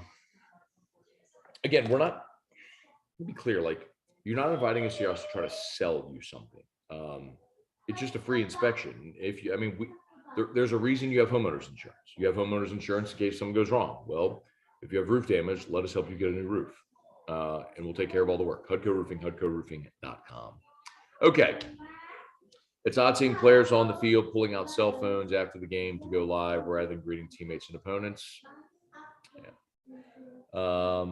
Todd Harris, Jimbo Fisher, Aggies stink. Yes, they do. But I will say, y'all, there's a lot I've gotten wrong this year. One thing I've gotten right is I've nailed A&M certainly the last 3 weeks. Had them beating Miami, had them beating Arkansas last week, and had them losing at Mississippi State. So had a pretty good read on that team. It was a pretty obvious letdown spot. Back-to-back emotional wins over ranked opponents. And then next week, they're headed to Tuscaloosa, and you had this little sleepy Saturday, man, just on the road there in little old Starkville at 3:00, and boom. Jaden Daniels is what Andrew Hatch wasn't. I don't really get the reference. I mean, I know who Andrew Hatch was, but I don't understand what you mean there. I mean, Hatch was just not a physically gifted player. Oh, as a bridge, I got you. Well, Hatch got hurt. Yes, I got you. But that was, Peralou got booted. You started Hatch. Hatch got hurt against Auburn. Jared Lee led the comeback, and then started the rest of the year. let's see, Matt, is the defense the real deal? If so, do you think we can keep teams like Tennessee and Alabama under 30 points? No, under 30, no. Not to say there won't be a wild one-off where that happens, but here's the thing with Tennessee. And by the way, you did allow 438 yards to Auburn yesterday. Now the second half was incredible, but you allowed huge chunk plays because of some miscommunication on the back end. I mean, you allowed a 61-yard catch and run on a screen. You allowed a 53-yard touchdown because your safeties got sucked up on that first drive. I mean, the short answer to your question is no. I don't think. I think LSU's defense is very good. I also think you're going to face you're going to face really good offenses starting next week. Here's the thing about Tennessee, and I'll tell you, like, there's a path for LSU to win that game. I mean, first of all, you're at home and your defense is playing well. But I'll tell you this: Tennessee's defense is atrocious. So you have a chance to score. My feeling on the Tennessee game is this: you've got to be able to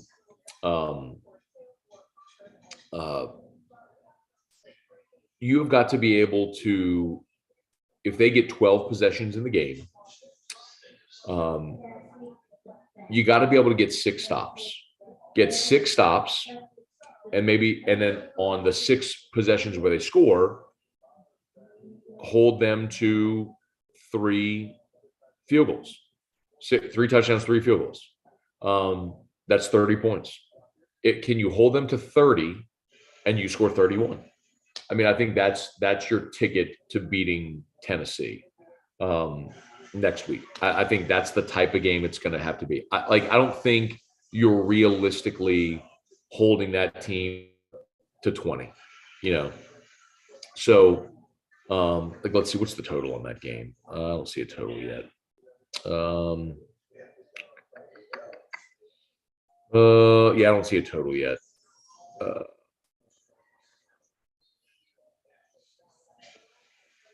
Yeah, I don't see a total. So, all right, hang on one second. Talk amongst yourselves. I will be right back. I'm going to put this against the wall just in case Verica walks in, which I don't think she will. She shouldn't, but well, whatever. Okay. I'll be right back. Give me 1 minute. 1 minute. 1 minute. 1 minute.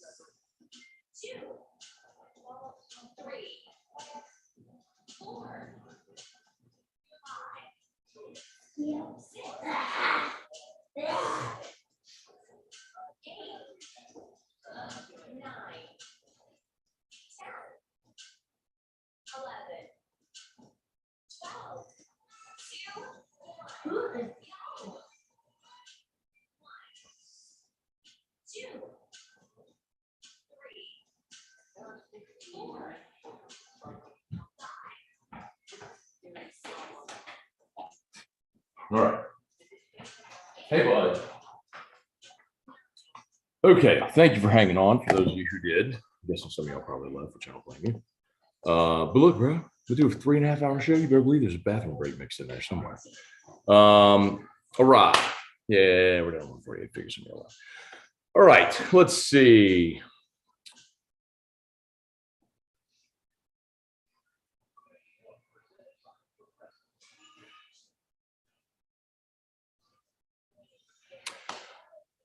Reagan, let's share helmets. The helmet is a rare miss on the Saints alternates. True.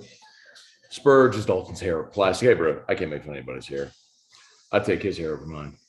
Craig Dugas, my stream is way off. Chat reacts. A minute later, Matt reacts. 30 seconds. I finally see what happens. Yeah, so I'm watching live on cable. So when we start the second half, if y'all want, I can do a mark for those who are watching the Saints game, so you could see where I am, so we could all see like around the same time. Joey Metge, Matt, question for you during weekday. I always get a chance to watch you live. If I get a chance, I always like video. Does it count toward the YouTube algorithm? Yes. So the reason it's important to hit the like button is it's not just for you necessarily, but for other people that might like Saints or LSU or something like that. If they see a video as popular, then YouTube is more likely to suggest this video in someone's stream, so they're more likely to find it. So that's, I mean, quite honestly, the way most YouTube videos, it's not from your followers or people who subscribe to the channel. Most viewership comes via suggested videos on the algorithm or search. If people are searching like Saints, Vikings, LSU, something like that, it's more likely to pop up. So that's why it's important to, when we say smash the like button, it is important because that's how you get into other people's suggested feeds, because YouTube's algorithm say, oh, look, people really like this, so we're going to show it to other people. Gulf South, watching Jay Daniels this season, I have to wonder, how is this the same guy that threw for 3,000 yards, 17 touchdowns, 2 interceptions, got 1,200 yards at Arizona State? He's proven he can be a solid passer. Yeah, no, that's a good question. Maybe that's a good opportunity to get someone on from Arizona State. It could be a thing where oh,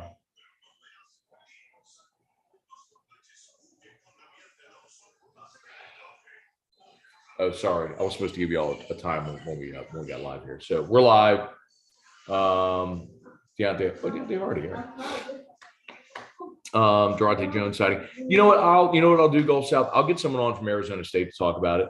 But you're right in that you're talking about a guy who has shown he can spin it before. I think, in the context of what they're asking him to do within this offense, he's just playing very much within himself. All right, first down and 10, snap there.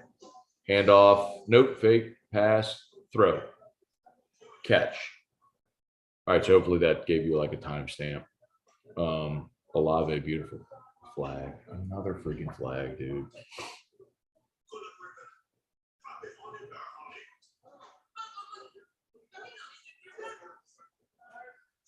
All right, illegal contact. All right, decline it. We're good. Perfect.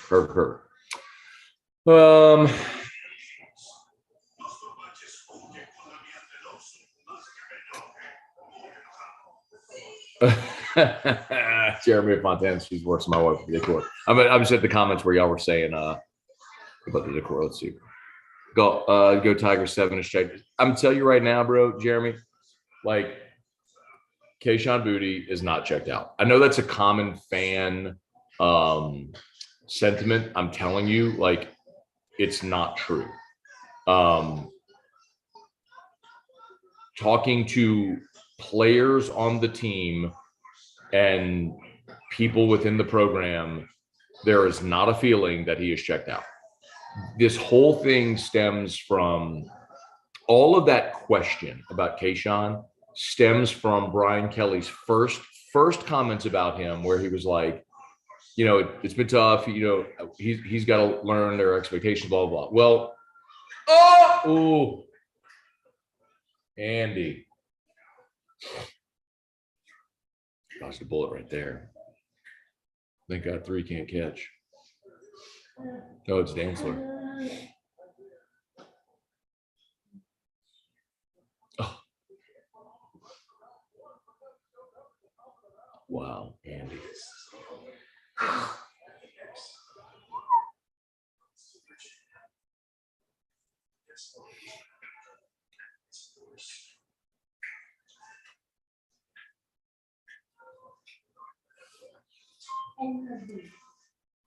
Third and 14. Step up, Andy. Well, that's not ideal. We'll punt. Ashley Megan, I have to work on my son's costume this afternoon. He's going to be a Lightning McQueen transformer. It's like Bumblebee when he folds up McQueen. Okay. Very nice.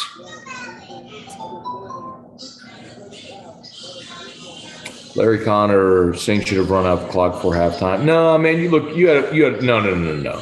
You had a minute 5. You had 2 timeouts. No. You go try to make a play. That was the right thing. Your quarterback fumbled. Brian Penn, good morning. Casey Smith. Not only is morning scone entertaining, it's also educational. I'm not sure what that one's about. All right, Roger Dodger. Is there a worse matchup than Tennessee for the defense?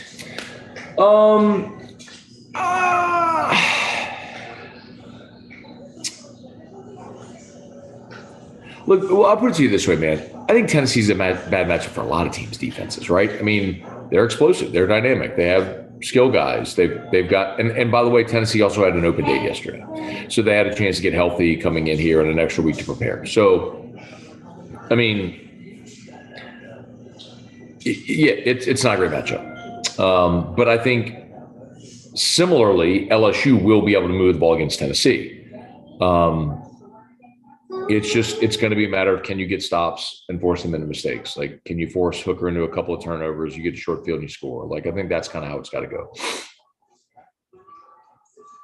Kendall Jones, Richard England, Frank Wilson was on the sideline, humbling Emery, telling him to calm down after the high step and run in the end zone. Smoke, LSU's ranked number 8 now. Ranked number 8 in what? Oh, recruiting maybe? Dustin Blanchard, what's going on?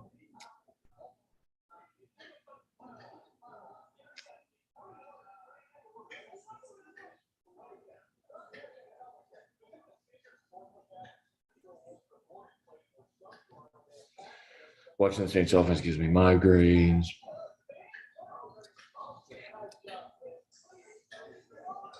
I don't think LSU's ranked 8th, y'all. I mean, the rankings wouldn't even be out.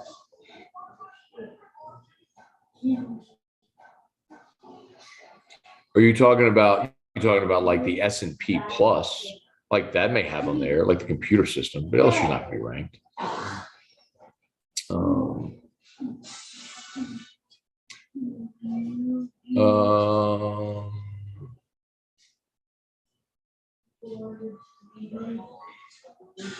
Yeah, the rankings haven't even come out yet. I don't know what y'all talking about. Let's see. Bite Bengal 2988. What direction do you think the Saints are going with Winston? Do you think the injuries change the thought process for his future? Depends on how he comes back. I mean, let's see if he gets healthy and how he does when he comes back. But I mean, they gave him a 2-year deal as sort of a trial run, and it basically gives him a buffer. If he does great this year, great, extend him. If he keeps going like this, start thinking about the future. Did you take Arkansas yesterday? I did, actually. I did play Arkansas in the 17.5. Well, Bama really blitzed them at the end. Kate Orange, Tennessee's going to be Tennessee at some point. Why not next week? Murray, 1025. Y'all aren't giving defense enough credit. No, I mean, Murray, we've talked about it plenty. I think LSU's defense has been, they shut out Mississippi State in the second half. They shut out Auburn in the second half. I mean, they allowed a field goal to Mississippi State in the second half, right? I think LSU's defense has been awesome. But, yesterday there were, to be sure, coverage busts in the secondary, which led to some chunk plays in the passing game. And that's like what Tennessee does. So specifically for this matchup, that's a problem. How does that go on Saturday? We'll see. Top 25 took a beating yesterday. Matt, do you like the Aaron Judge live look-ins? I mean, I do, yeah. I mean, people on Twitter lose their mind about it. It's like, it's 60 seconds or less. You can deal with it. Your game's not going off. They're just putting a box on the screen to let people see history. Okay. That's an editorial decision that program directors are making, whether or not to show it. And you're giving people an opportunity to see and witness a piece of history. So, yeah, I'm good with it. Beautiful, beautiful, beautiful stop by the defense. So 3 and out. Take that. All right. We're going to get good field position. Let's get the ball and go get points here. Come on, boys. Come on, boys.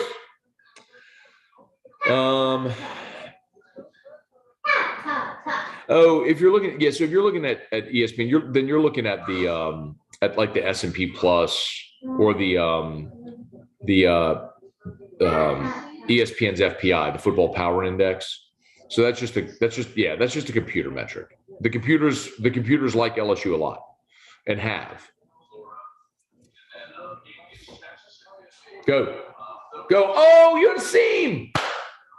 Did he fumble again? No.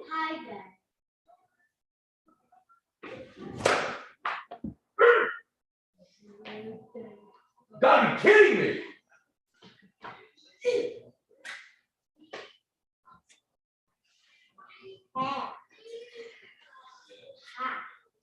You're not that good. You can't keep giving them possessions. Damn it.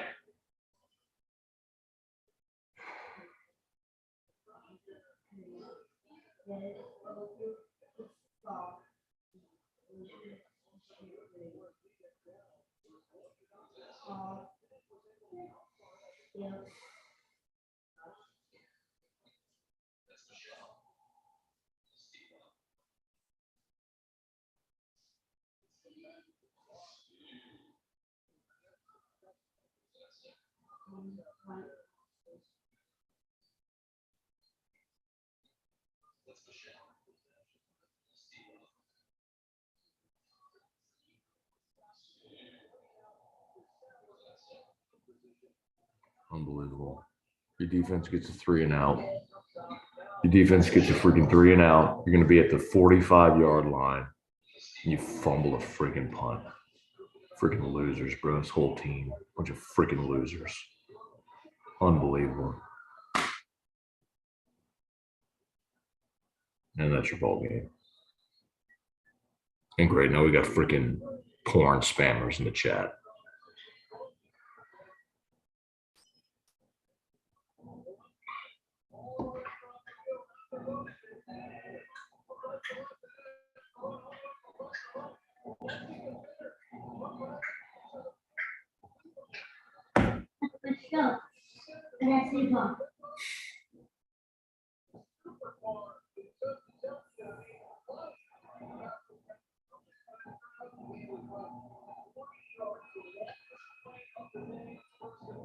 This sucks.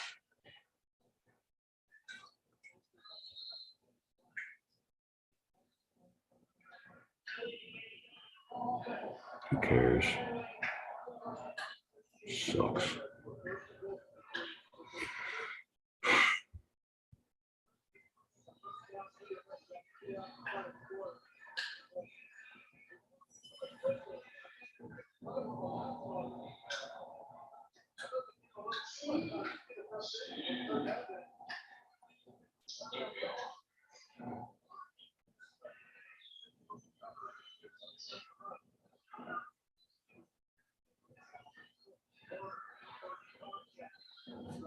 What y'all want to talk about? You know what would make me feel better? If somebody hit the Hudco link and filled out the contact form and let us come do an inspection. That would make me feel better. Hi, Drew.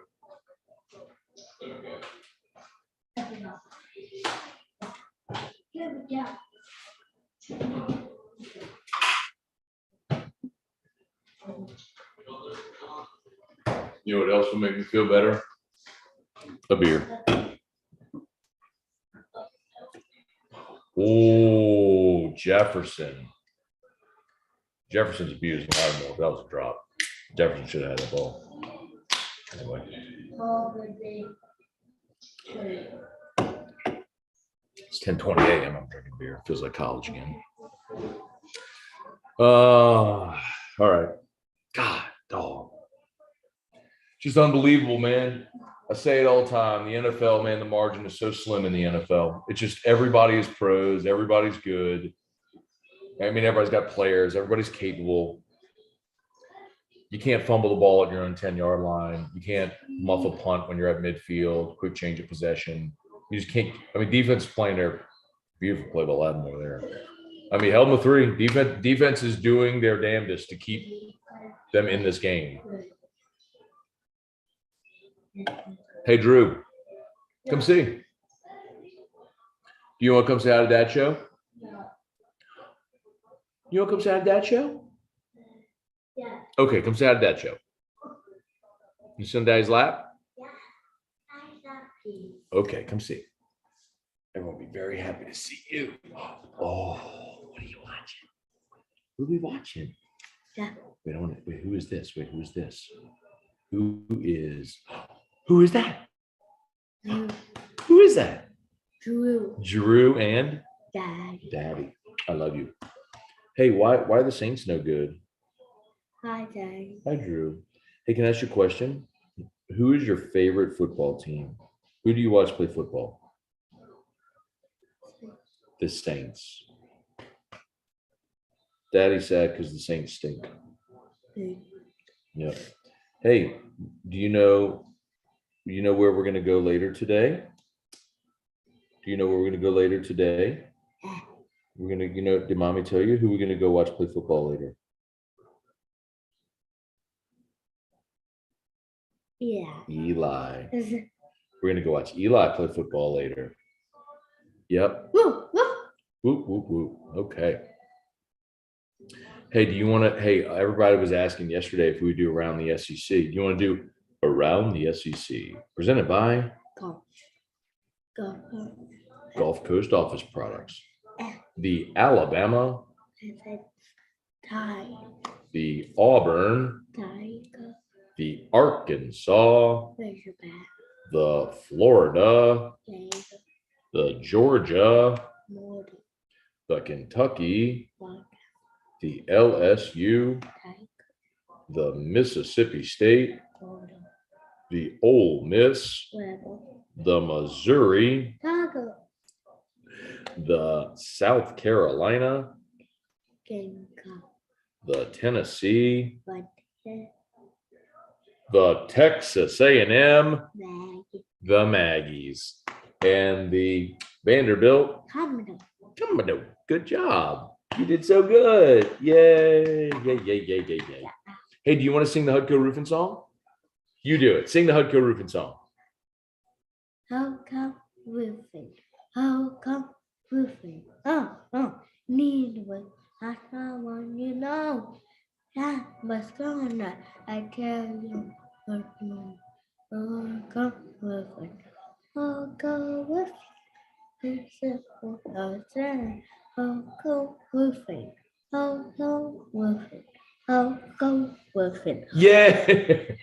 Okay. And he's like, there's my obligation. Now let me go. Okay. Okay. All right, y'all. Thank you. Smash the like button, please. Deanna Matos, good morning. Thank you so much. Appreciate y'all. Go Tigers. Jessica Pennell, Geo Cosmic, Lot 13, Dustin Blanchard. Appreciate y'all. Appreciate y'all. Yeah, thanks for all the kind words, y'all.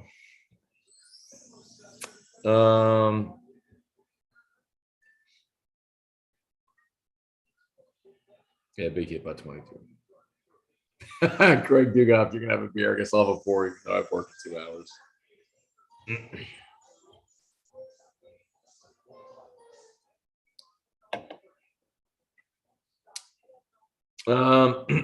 The Texas 8-4 Maggies, yes. Yeah. I appreciate y'all being nice about Drew. He's the best. Yeah, Bubba. Drew is the best part of my day every day. Drew needs to be on the next Hudco commercial. If Drew's on Hudco commercial, will y'all let us come do an inspection? All right. Man, defense has, since the first drive allowing 7, the defense kept them in it. I mean, you stiffened and forced a field goal. 2 quick change possessions after fumbles. The defense held the field goals. They've kept you in this game. Now get going, offense. Come on. Get going. That a babe. All right, Callaway. Freaking sling it. Let's go.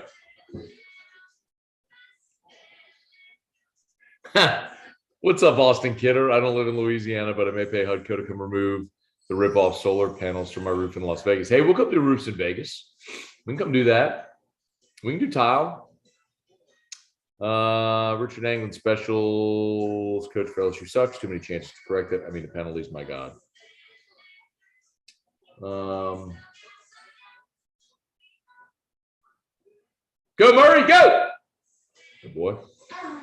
Let's see. Gulf South, I'd love to hear from a defensive player on what they really think in this situation. I mean, you're talking about like a Saints defensive player? So I think you'd probably be surprised because, like, I know it's weird to say, but like we do as fans think of things differently. Like, I'm telling you, you talk to those guys, they'll tell you there's times when they got to pick us up and we're not playing well. And I mean, look at the first drive of the game. The defense will go right down the field, you know. Look at Latavius Murray running hard. You know what I mean? Like, I think you kind of have to have a foxhole mentality when you play a game like this. Just it's the purpose of a team sport, you know. Justin Jefferson's having a day, bro. Let's see. Roger Dodger, don't thank us. Thank you for sharing, Drew. I appreciate it, man.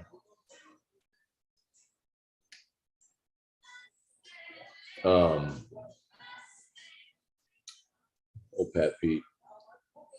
3rd and 4, big play. Yeah, man, I remember we got back from the hospital with Drew. We were gone for so long. Like, we were gone for 9 months. So it's weird because, like, you live in this bubble. Right? I mean, like, our little world shrunk to this bubble at the hospital. All right, hang on, 3rd and 4, I'll finish that thought.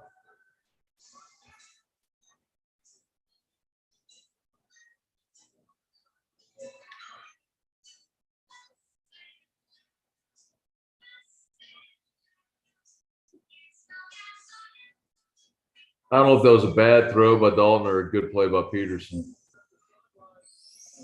God, he was open. Oh, my God, throw the ball. He underthrew him. Andy Dalton sucks, too. No wonder why he's getting cut the last 2 places he's been. Shame on us for thinking Andy Dalton would be anything.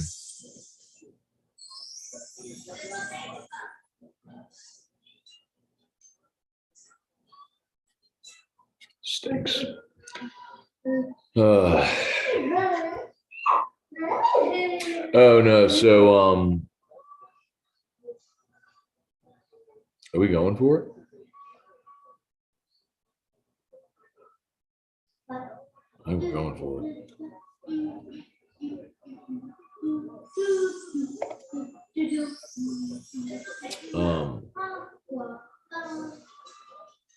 We going for it? 4th and 4.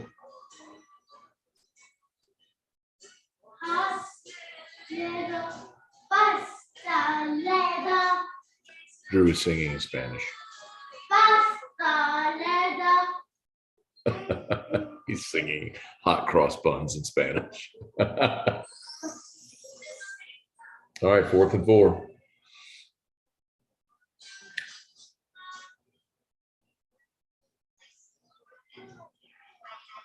He's short. God dog it. He's short. Oh, they gave him a good spot. Oh, he got it. Wow. Marquez Callaway. Yes, sir. Holy moly. Game saving play, bro. Let's go. What a play.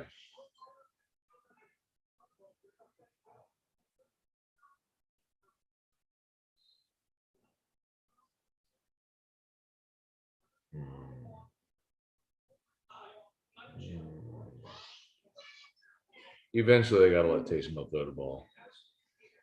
Like, I mean, I'm good with the Taysom Hill package. Like, the zone reads, the power plays. I'm good with it. I mean, you sprung one against Atlanta. That's how you scored the first time. But eventually, you got to have that play action off of where you throw the ball to make them respect it.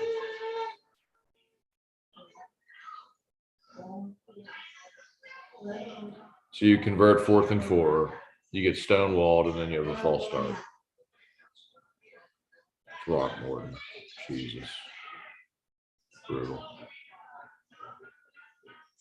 Brutal.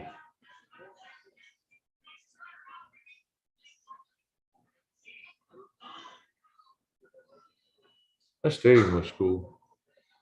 They packed it out, didn't they? Wow.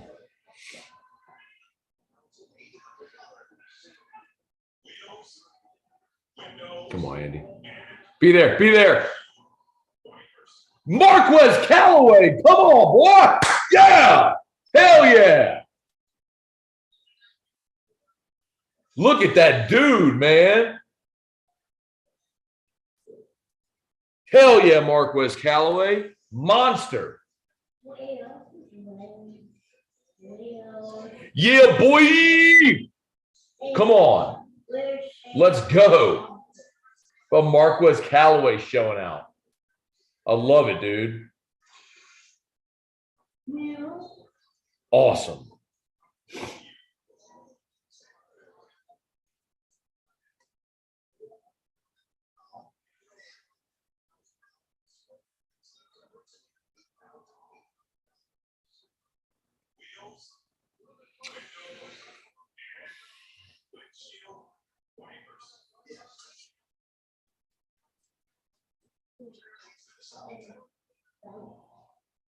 Come on.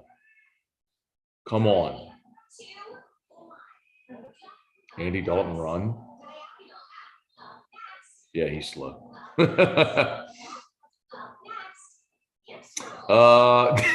Call south if LSU makes the Vegas Bowl, you might be in Vegas. I will be in Vegas. I guarantee you this, man. I guarantee you, Gulf South.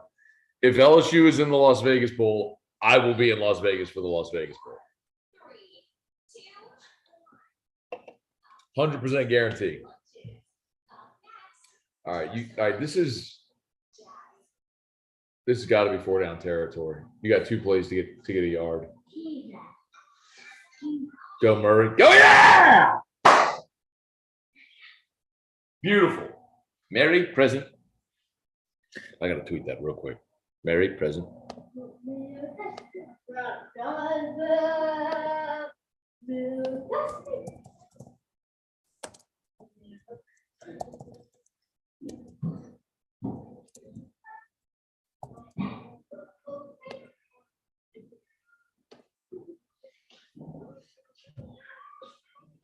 Drew.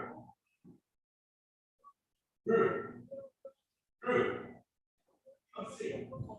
This one. The Saints scored. The Saints scored. We got a touchdown. We got a touchdown. We got a touchdown. He likes to do this one to be silly. Hey, guess what? We got touchdown. We got touchdown. We got touchdown. We got touchdown.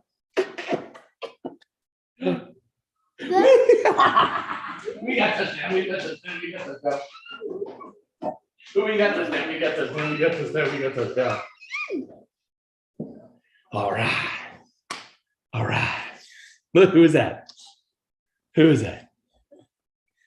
Who is that? Oh, no. Let's get your shoe ring. Hang on. Let's get your ring. Go get your shoe ring, please. Don't bite your shirt. Get your shoe ring. Good job. Thank you. All right, we got a game now, y'all. Right.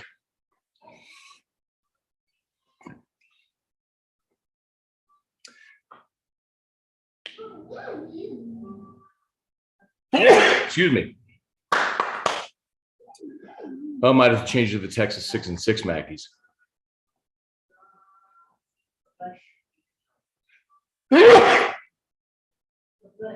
Thank you, Drew. Bubba Tatum, I can personally give you about 8 customers if you want some Hudco business in Central Florida. Actually, Bubba, we might actually be doing work in Florida. And we have no desire to like go canvas neighborhoods and door knock and do all that stuff, but there are some people who we have relationships with where we can get materials dropped and crews there easily and get them work quickly. So we may actually do that. Like the storm chasing thing, I'm not doing that. But like help, but yeah, I mean, if there's people who need help that we could help, I mean, we'll do it.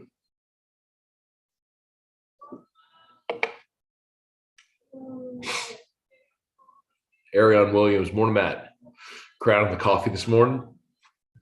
KC 56, mission 6 in the house. What's good, man? Good to see you, Kev.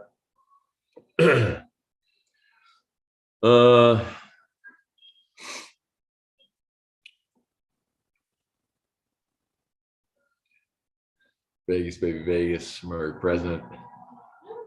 Darren 6 killer. Hudco replaced Murray in May. And my parents move in July. Fantastic job on both. Thank you so much, Darren. Appreciate that, man. Thank you for the shout out.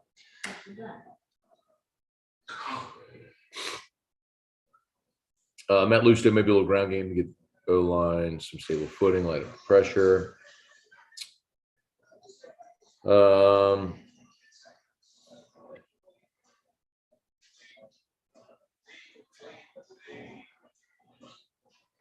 Fonz, really?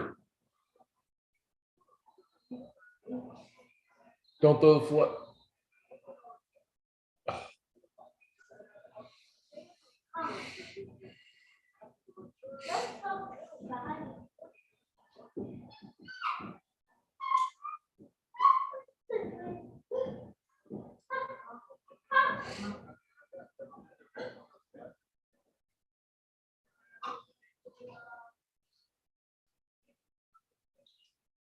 Idiot. Cut him. Idiot.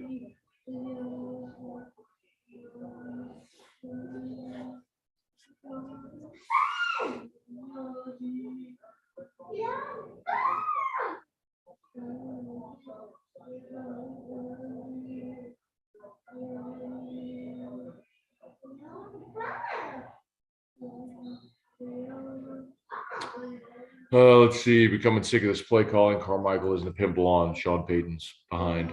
There's truth to that by Bengal 84. And I'll tell you, man, my hand's in the air. I was one who, when they retained Carmichael as OC, I thought, okay. I mean, because Carmichael, forgive me if you've heard this, I'll say it again for those that haven't. Carmichael under Peyton, there were 3 seasons where he was the primary play caller, where like Peyton let Carmichael call plays. And one of them was obviously 2012, which was the bounty year where Peyton was out. But there were 3 seasons, and the worst the Saints finished in total offense was 6th among the 3 seasons Carmichael. I think they were maybe like 2nd, 5th, and 6th, I want to say. So it's not like he's incapable, but I think it just goes to show you what personnel matters, right? Are you short? He's short. All right. Made the Mario Davis, the man of God.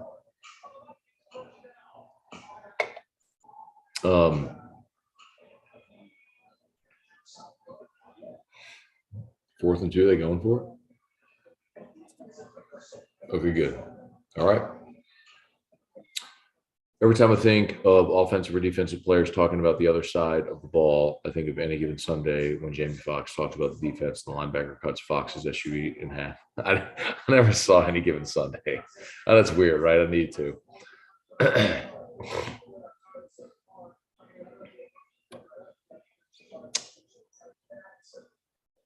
Those helmets look like they should be in Spaceballs.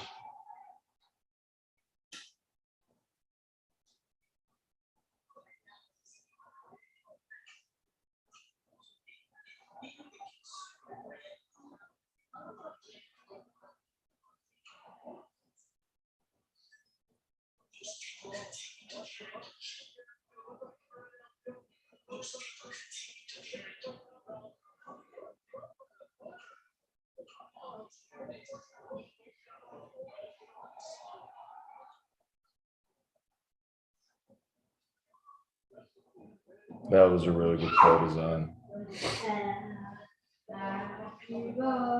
Yep. I mean, like, hat tip, that was a great play design. It's hard to even be mad.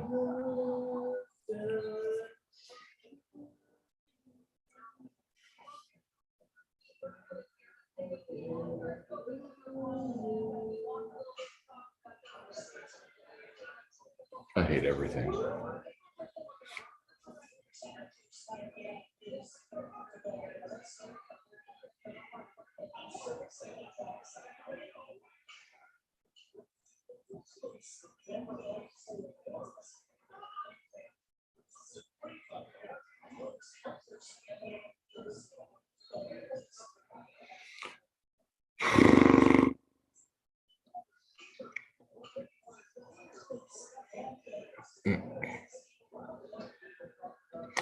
Deanna Matos, can't watch the game. It's on your Roku, but your commentary is getting it done for me. Well, Deanna, I appreciate you being there. Unfortunately, what we just watched was a fake punt, and it was actually a beautiful play design by Minnesota. Like, hat tip.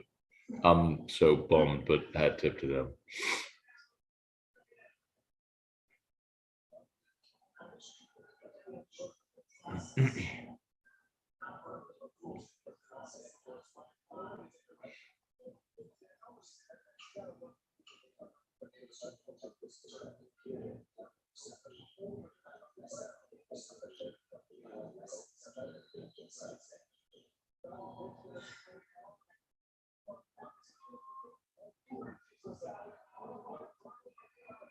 Did they hit him grounding?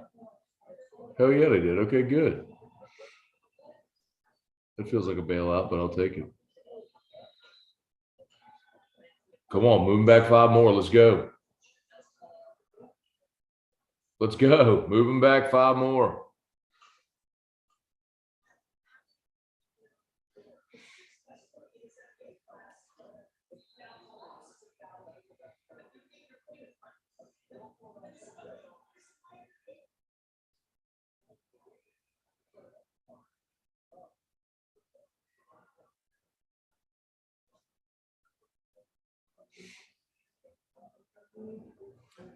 God, 2nd and 25. You got to hold them to 3 here. Okay. This is going to be 3rd and 21. 3rd and 21. Well, Thielen's hobbling. Ooh, Thielen's hobbling. 3rd and 20. Bro, Thielen can't move.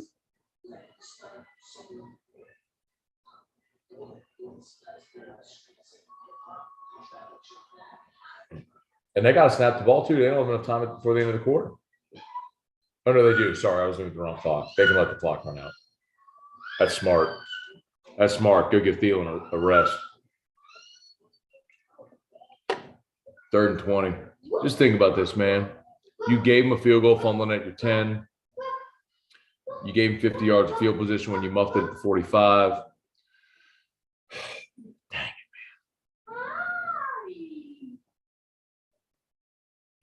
Should be winning this game. No Kamara, no Winston, no Michael Thomas. All right, y'all. 15 minutes to go. Sneeze, man. Dang. Hey, Bubba Tatum, do me a favor. Send me an email, matt@hudcoroofing.com, please. matt@hudcoroofing.com. I want to talk to you.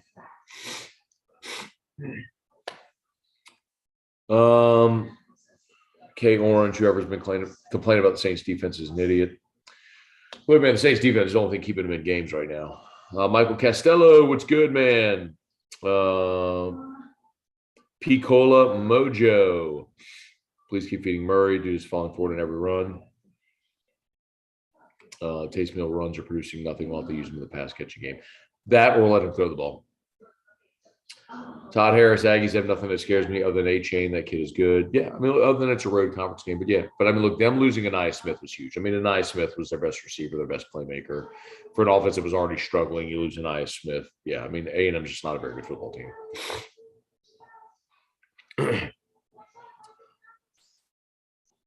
Matt, if Texas A&M had a chance to go 9-3 and get a good bowl game, but the LSU game decided.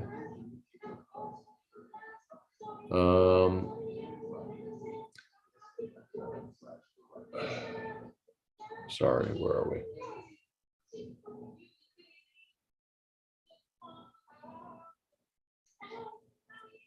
Would you have LSU win that or beat Bama? What do you mean? Would you have LSU win that or beat Bama? What do you mean?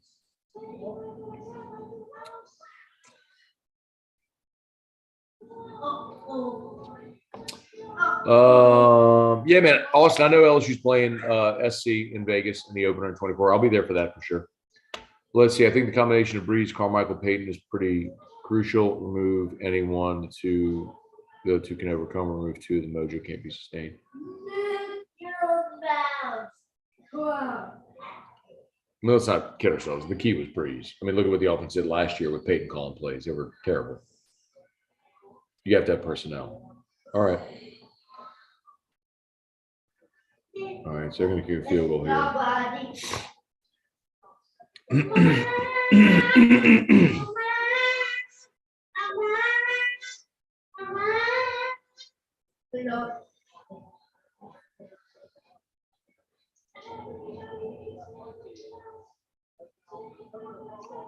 Paul Batts feels like the Hazlitt era is back.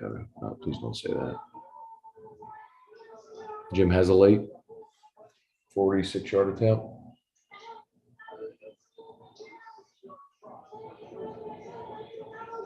I can't see the ball. Is anybody else having trouble seeing the ball? I don't know if it's just the stadium, the way the crowd, but like I just see it there on the replay. Down 5, man. Shoot. Let's see. Jacob Swallow. It's like watching the game last night. Vikings keeping us in it. I'm going to tell kids Allen and Winston are Hazlitt and Brooks. Adebo's a good tackler when he runs up. Let's see. Larry Connor Jr. If the Saints can stop shooting themselves in the foot, they might have a chance this game. I mean, put together one scoring drive here, and you got the lead. Kirk Cousins is statistically the most mediocre QB ever, a 60-60-2 record. Robert Cooley, do you do this every week? So no, Robert. So we do morning scone every day. Morning scone is a live stream I do every single day, like literally every day. So this is episode 1,653. We've done this for 1,653 consecutive days. Have never missed. Vacations, airports, hotels, hospitals, done it from just about everywhere. But because the Saints played at 8:30, which is normally doing more, it's going on. I figured let's just do a companion show. So that's why we're fired up and doing it here. So appreciate y'all for watching, man. Please smash that like button if you haven't done so yet.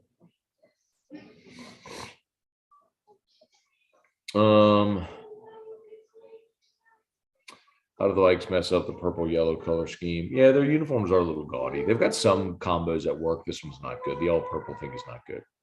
Paris Scott, what's the score? Saints are down by 5.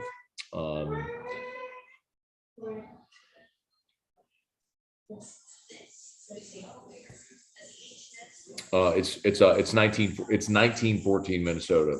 Vikings scored a touchdown on the opening possession of the ball game, and the Saints have just held in the threes ever since. Like, that's going to be LSU's ticket next week against Tennessee. You're giving up, like, let's look at the yardstick real quick. So Minnesota's got 267 yards to 188 for the Saints. They've run 52 plays to 38 for the Saints.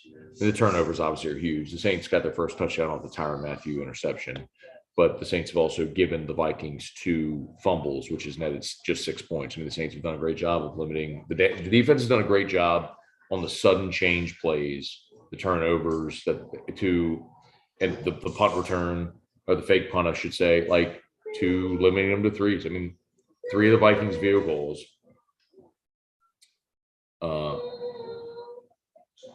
And they've kicked 4 field goals today. 2 of them came off the fumbles, and 1 came after the fake punt right there.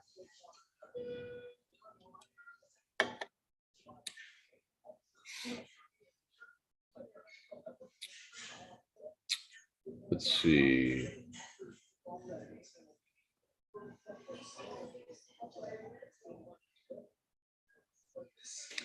I'm a little traumatized by 3rd and 20 something. I don't need it reinforced by 3rd and 17. Yeah, Auburn converted a 3rd and 25 last night after LSU accepted the OPI. Okay, get up, Murray. Go. And a boy. Oh. Good tackle. Wow. Good tackle by Pat Pete, man. Murray had space if he got away from Pat Pete. That was a good play, man. Pat Pete may be old, man, but he can still ball. Oh, grabbed his foot. Wow. Like legit grabbed his foot in the air. Wow. Wow. Pat Pete.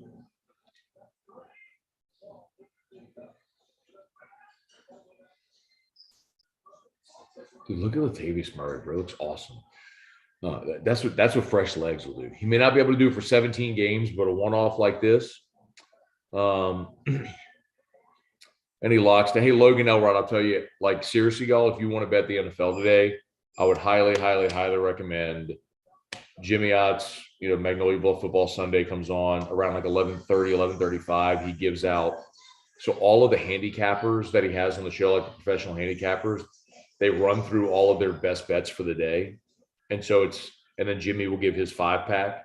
And I'm telling you, man, just blind bet all of those and you'll win money. Like 2 weeks ago, they were combined 14-0. That's not going to happen every week, but like, you will win money. I mean, it's professional bettors giving you their best plays for the week. I mean, you just bet them.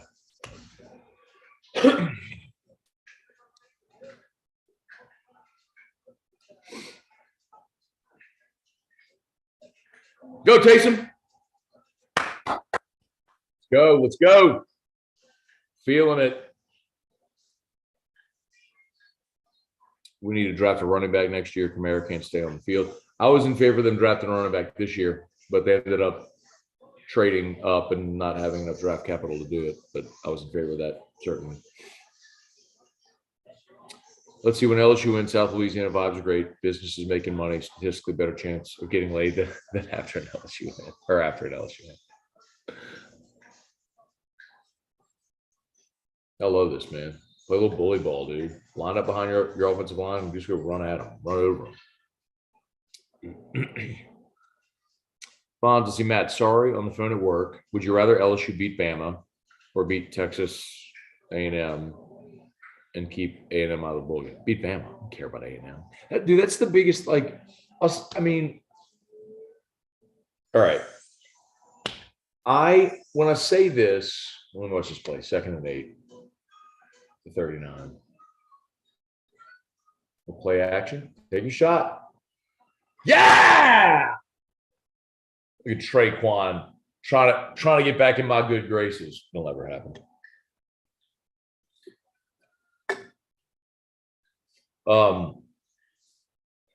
I just don't care as much about Texas A&M as a lot of you do. I just don't. Like, until you win something, you're not a threat. And LSU has beaten A&M. A&M has 2 wins over LSU since they've been in the conference. I mean,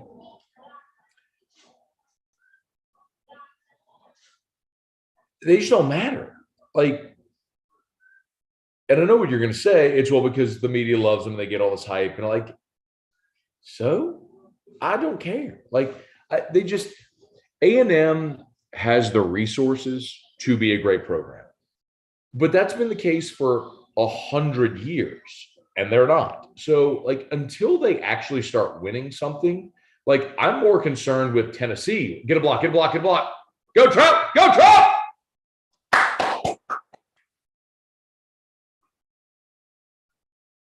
First and goal. Here we go. Here we go. Beautiful. Beautiful, Ramchick. Beautiful. Just getting away, bro. Bro, we about to come overcome fumbles and fake punts and all this stuff and take a lead with 9 minutes to go. I trust my defense, man. Give me a lead. I trust my defense. All right, Taysom. Give him a pass option. Give him a pass option.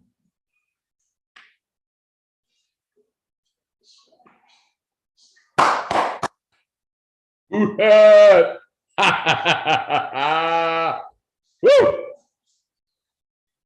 You freaking kidding me? Let's go. Bro, if we lose this game, I'm gonna lose my voice.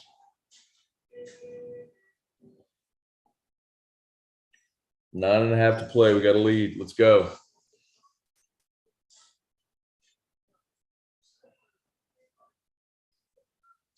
Beautiful. Beautiful.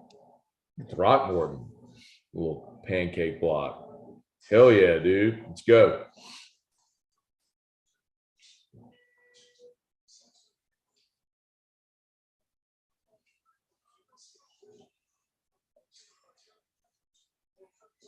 I'm going for two. Run a Lance Moore play. Oh, look at the flat! Look at the flat! Yeah!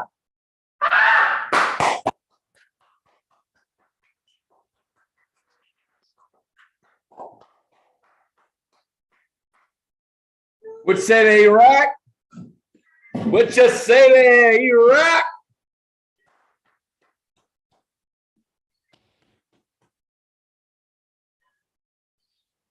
You're supposed to say who that? Oh, who that?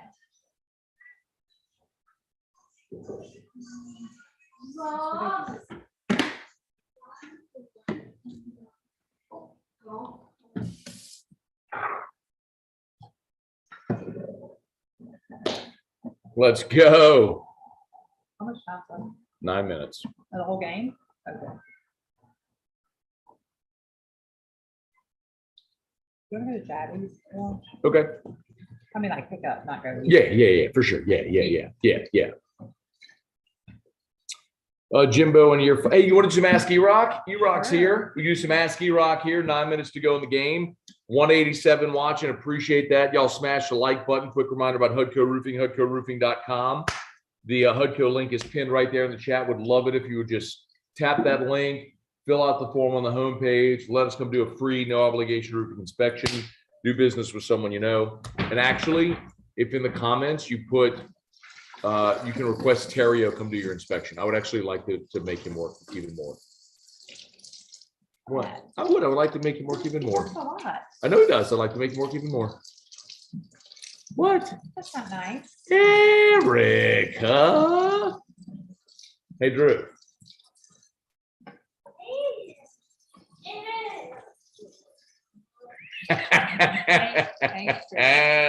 So I do that to Eric all the time. I go, Erica. I know Drew does it too. Hey, Drew. Drew, come here. Drew. Drew, come here. You don't want to do your stupid little game? Drew, come here. Yes, he does. Come sit in Daddy's lap. Come sit in Daddy's lap. Come here. Come sit. Hey. What do we say to Mom? Eric.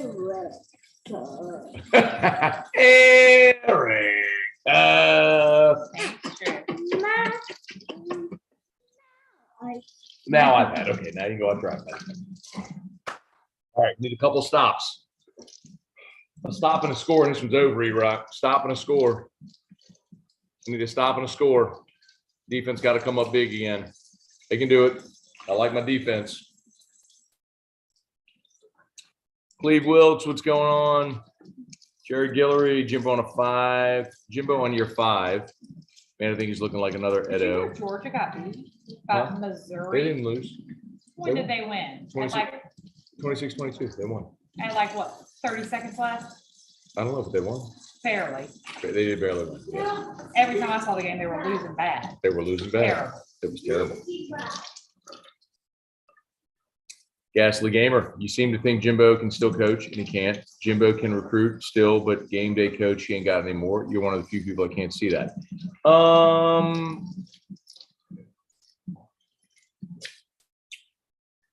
I don't get it. Like, A&M stinks. What's your point?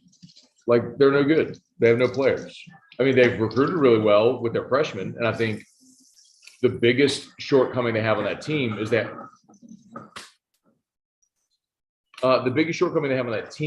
they have no quarterback. And I've compared it to Texas under Mac Brown. Texas had a decade-long streak of Major Applewhite, Chris Sims. Are you listening? It's just loud. I'm here. Sorry. Can I do this for us? Yeah. Where? There's Can 10 you count cents in to this. 30 and I'll be done? 30 seconds, Dave. And I'll Or be could you done. not have that going like full blast? Oh, rolling. You see, no, what's wrong with that? Because it takes forever.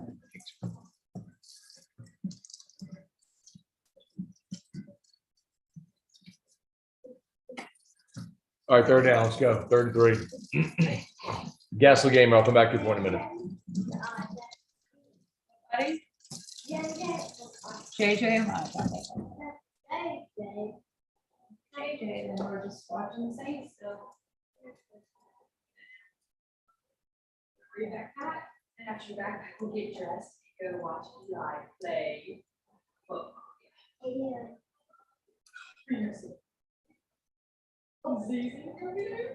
What's the flag? You want? JJ? Yes.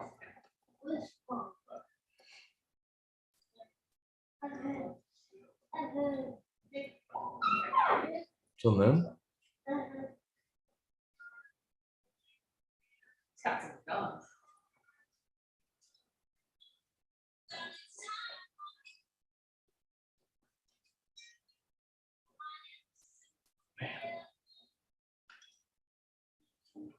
Yeah. Oh, God.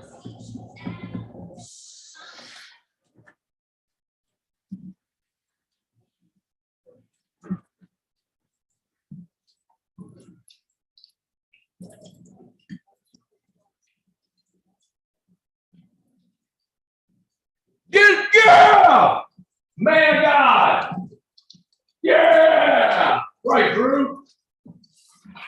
You gotta hit the posy, Rock. The man of God. Karate Kid. Huh? That's Karate Kid. No, Karate Kid is the crane. Man of God is the arms out, the cross with the leg up. Beautiful, beautiful, beautiful, beautiful.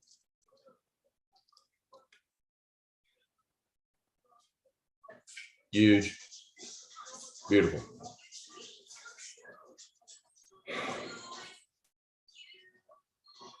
Only for me to take the wagon to the game. Get backside. Oh.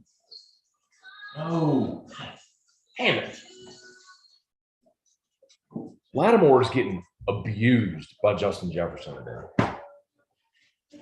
That hasn't even been competitive.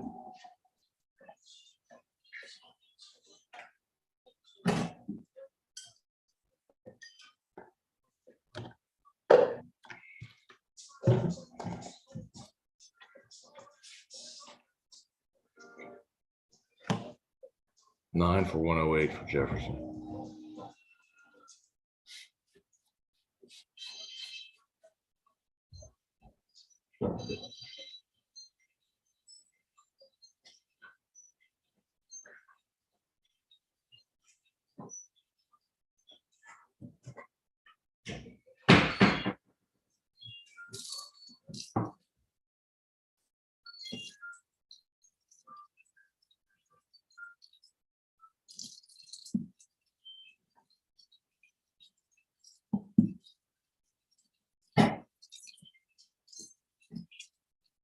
Come on, DK. Look at the takeaway.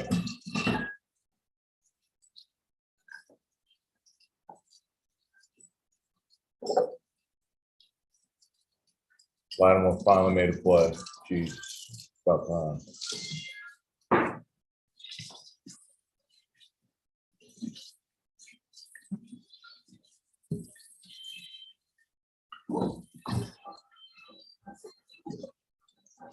Wow. All right. All right, Marshawn. I still should have called it well.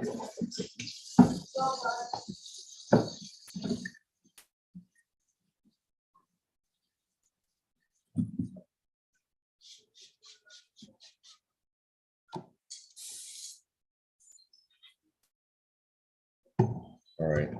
3rd and 9. Come on. Get off the field. Come on.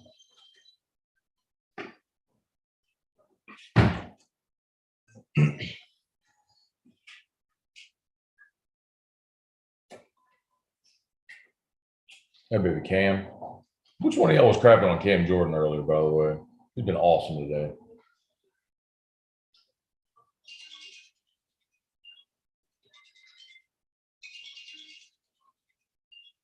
Come on.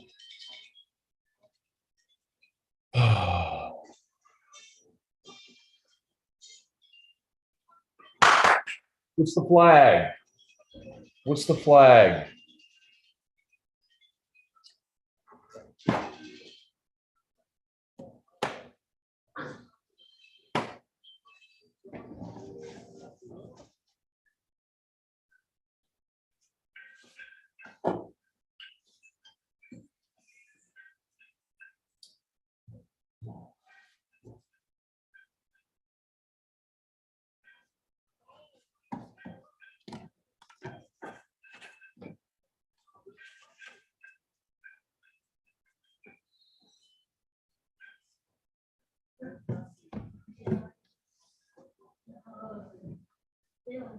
Videos of mommy's phone? Okay. Are you kidding me? That can't be the penalty. Thank you, bud.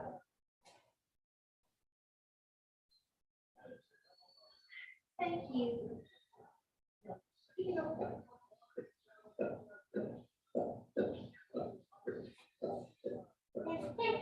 How in the hell do you throw that penalty against that dude in that situation when you hit the guy on the friggin' shoulder pad? Wouldn't matter if it's Little League. I want to curse so bad. I'm trying to behave. No videos? Yeah. Okay. Videos. Happy mom. Thank you. Yes.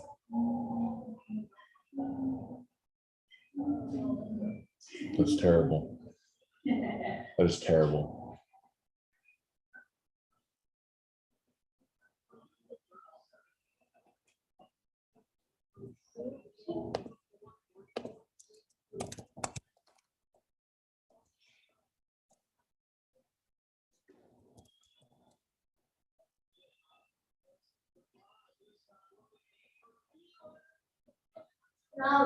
And of course, I'm going to throw a flag.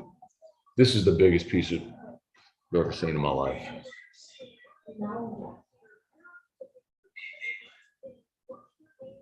Just handing them entire half field of yards on penalties. Unbelievable.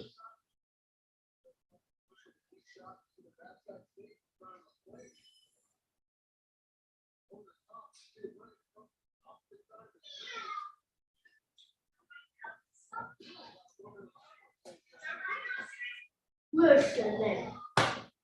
Just Marcus. give them the fucking ball. Two. Oh.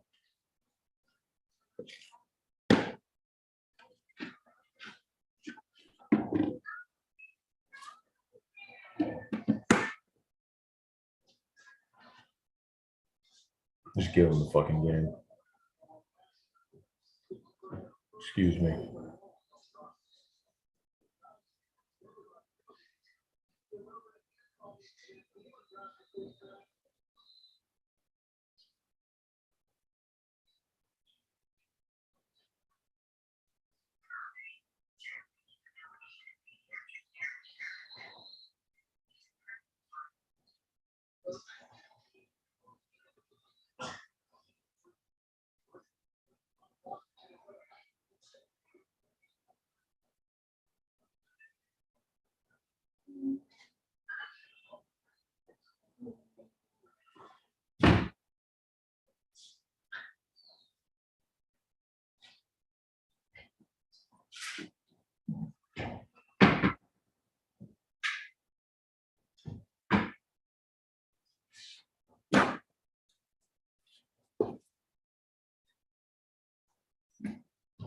That was the most gigantic sack of dog shit I can imagine.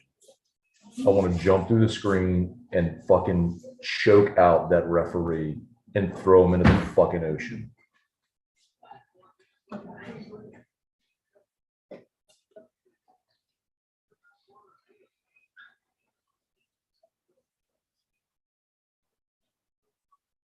He missed the PAT.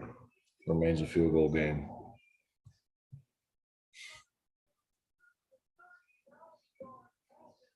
You know, how many times it's so hard to win in the NFL as it is? How many times you got to just give teams penalties? Just give them first downs.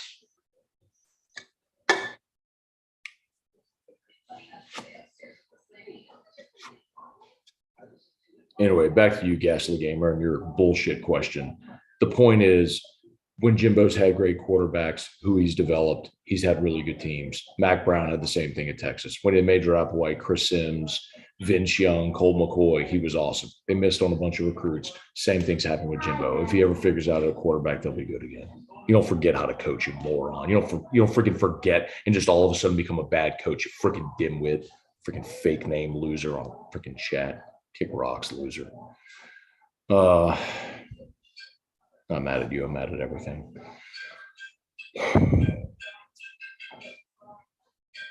But you're going to come with your passive aggressive bullshit. I'm going to fire right back at you, especially right now.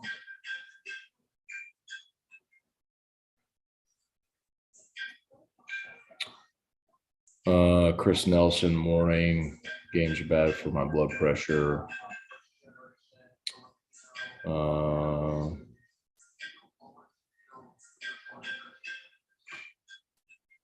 Yeah, Spurs, I don't want to play overtime, bro.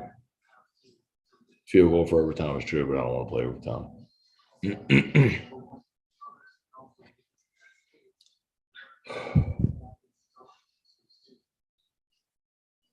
I'm not so mad at the PI penalty. I mean, Lattimore was mugging him. I mean, if you reverse it, like we would want that call. Like Lattimore was mugging Thielen at the goal line. I'm not mad at that call. I'm mad at the call when the Saints were off the field and they called hands to the face against Tyron, which was a total horseshit call.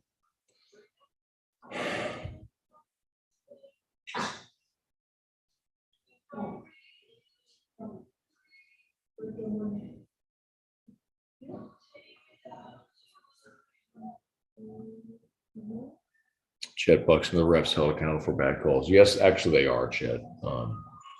So refs get graded out, and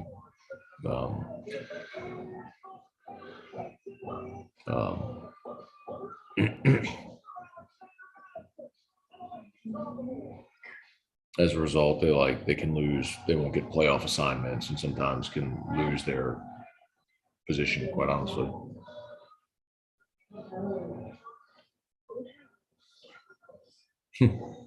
Ronnie Dugas, you're right. Morning Scone beat Nightcap. Yeah, I apologize. I know we don't curse on Morning Scone, but maybe a companion show wasn't the best idea for Morning Scone. Taz, what were the refs looking at? Honey Badger never touched face mask. Yes, that was the bad call. If Traquan catches a winning touchdown, Matt will lose his mind. I'd love it. I don't care. Plays for my team. I think he's a terrible player. And what, buddy?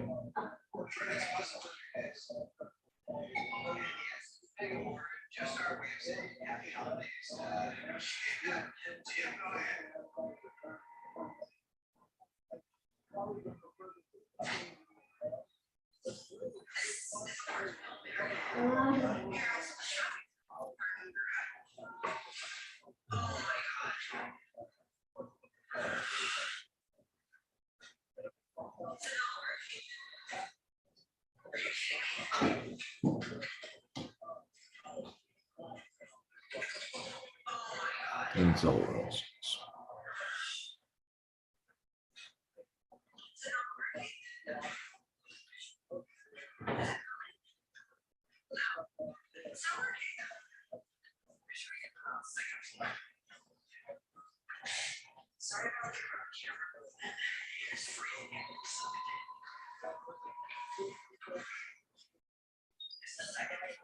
Ten penalties for 101 yards. 10 penalties for 101 yards. 2 lost fumbles. Brutal.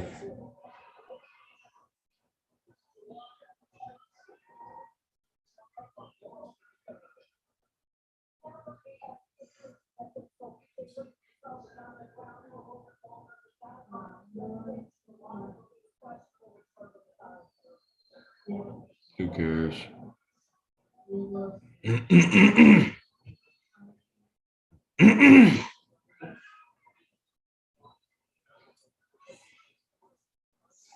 Bro, Murray looks so good. So fresh legs will do for you, bro. I mean, just go into your 4-minute offense, chew up this whole clock, score a touchdown, win the game.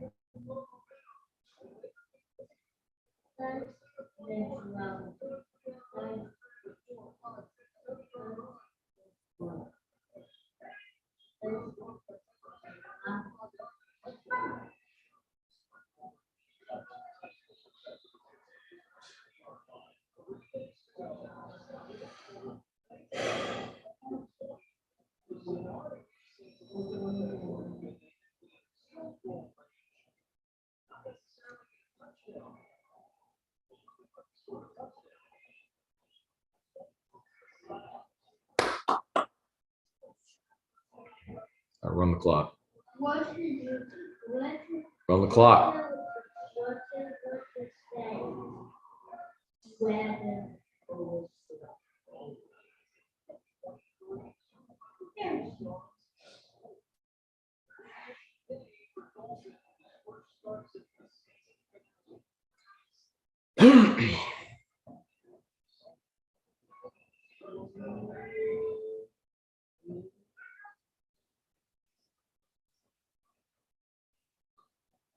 Get the ball to Ingram when he gets a yard. Get him out of the game.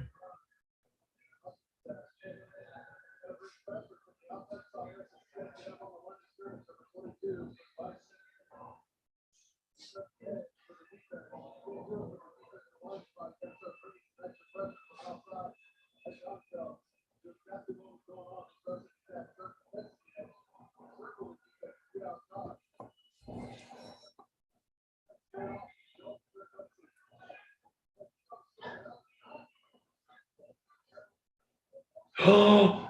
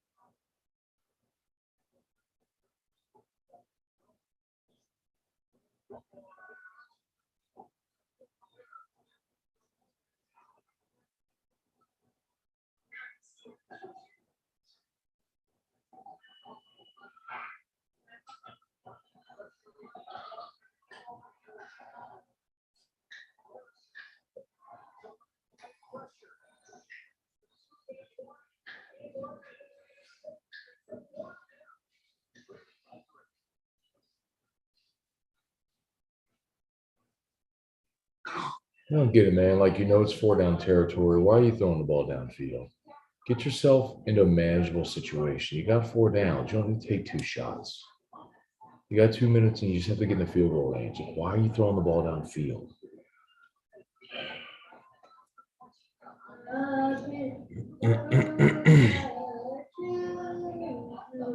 Stop. Stop. Stop. Stop. Stop. Happy birthday to Hey, Richard, when you say, I don't care what anyone says, I'd rather finish the season with Dalton all day long. When you preface your comment with, I don't care what anyone says, you completely disengage any type of a commentary. Like that, you're basically saying, I don't care what logic you use. I'm going to use my illogical, all up in my feelings opinion and not listening to anyone. So I'll just scroll past your comment.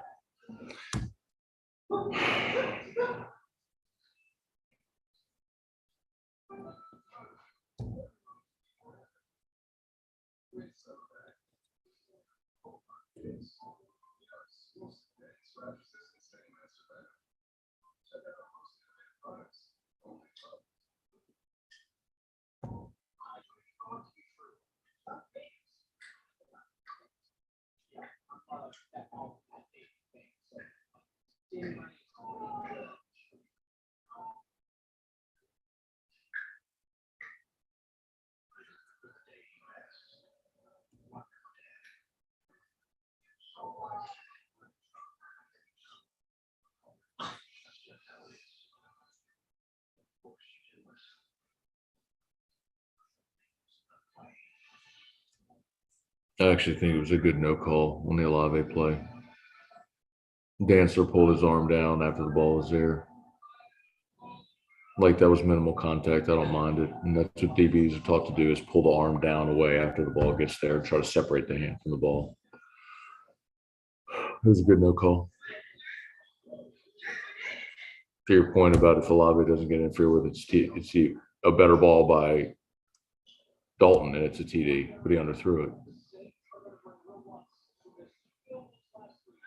They're going to attempt a 60-yard field goal.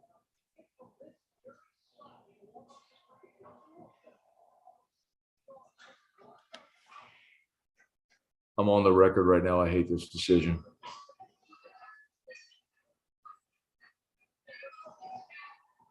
Get there, get there, get there, get there. He made it. Holy shit, he made it.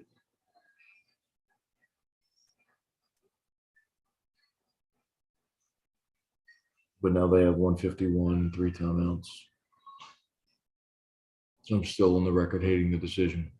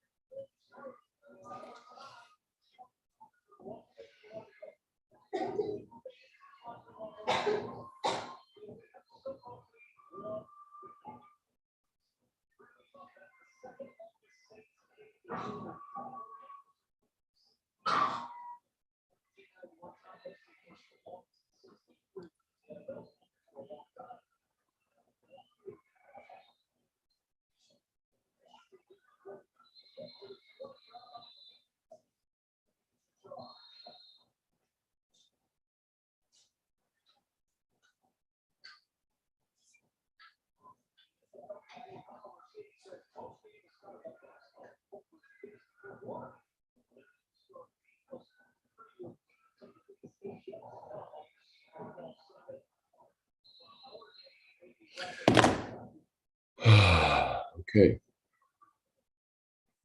Okay. Here we go.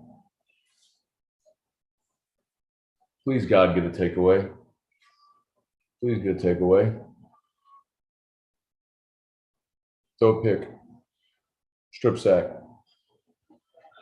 Running the ball.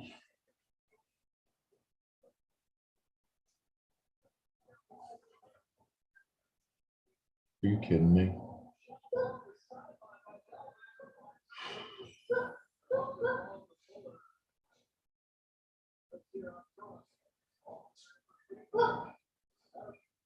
I mean, Matt Lusto, I get trust in your D if they had to score a touchdown. But, I mean, you're going low percentage here, attempting a 60-yard field goal and then giving them the ball with those receivers a minute 51, all 3 timeouts, and all they need is a field goal to win it. Like, it's low percentage. And that's why.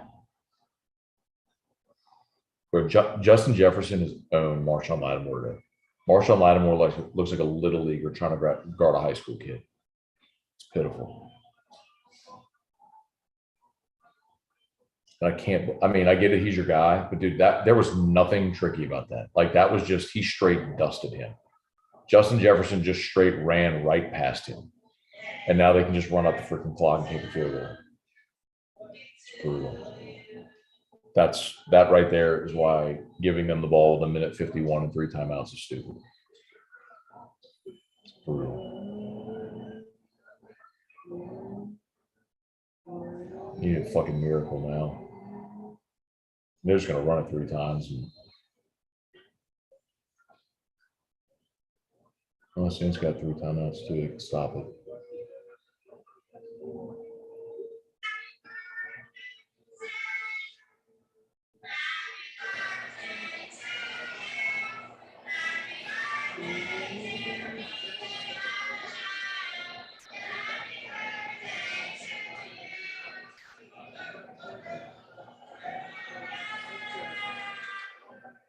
Yeah, bro, they got a tricky spot now too. Because if they run it 3 times and kick it, they're going to leave a minute for the Saints. The Saints will have no timeouts, but they're going to leave them a minute. Okay.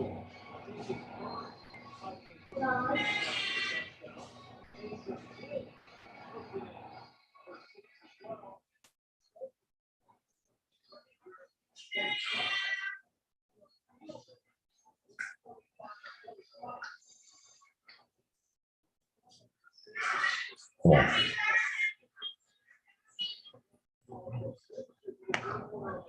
They're going to put it in the air. They got to. There's no sense in just running 3 times. You got to force the incompletion.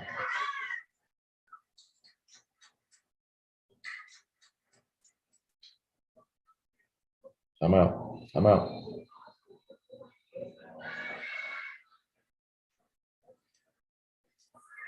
But it does not do them any good to run the ball here. They've got to throw the ball. It doesn't do you any good. You run the ball. You leave the Saints no timeouts, but the Saints will get the ball with a minute, no timeouts. I mean, which is 10 seconds really that big of a difference? Like, or do you try to throw the ball, throw for the first down, get the first down and end the game? Like they've got to throw the ball here.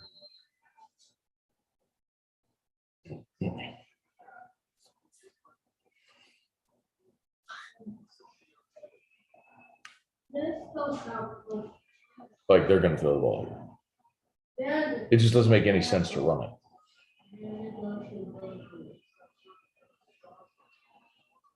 Wow, that was stupid. I mean, I can respect trying something different, but again, 107, call the timeout. Oh, we're out of timeouts? I thought we had.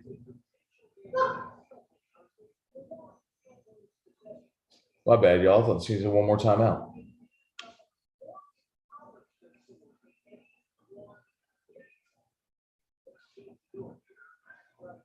My bad, y'all. I thought we had an extra timeout. My bad.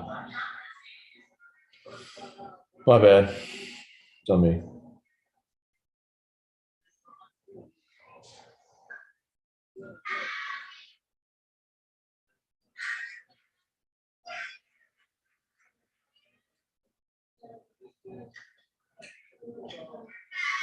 Yeah, in that case, then running the ball is 100% the right call.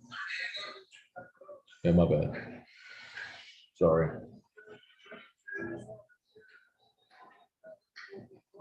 Oh, that's what they call one after Jefferson's reception.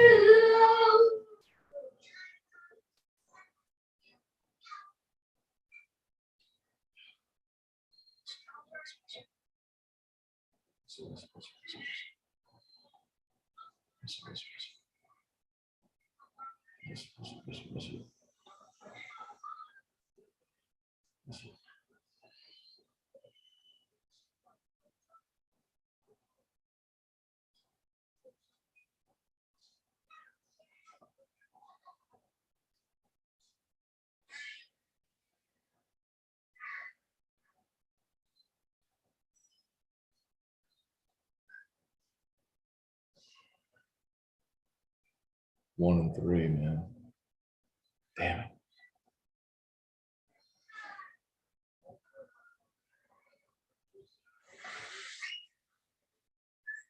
Did not see his team starting 1 and 3.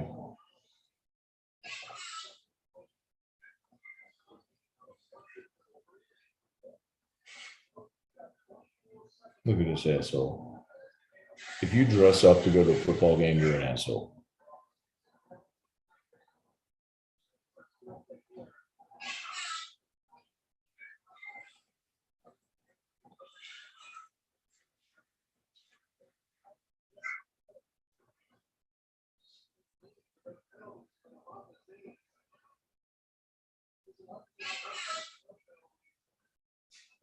No penalties will haunt the Saints. You know what else haunt the Saints? 2 fucking fumbles that gave them 6 points.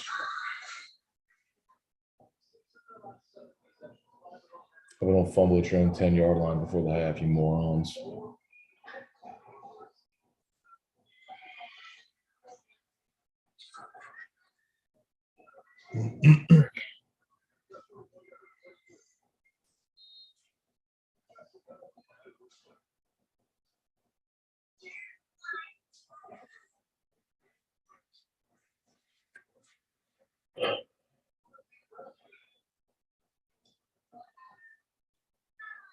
Why can't we beat the Vikings?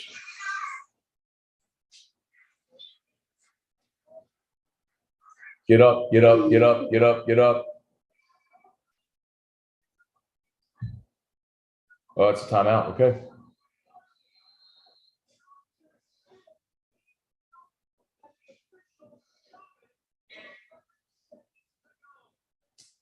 What a spin.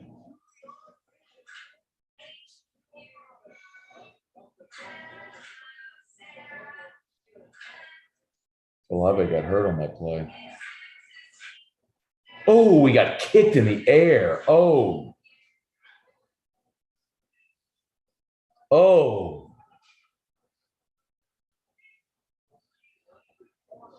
No, he didn't land hard. He got kicked in the air. Bro, I've seen in MMA broken legs like that.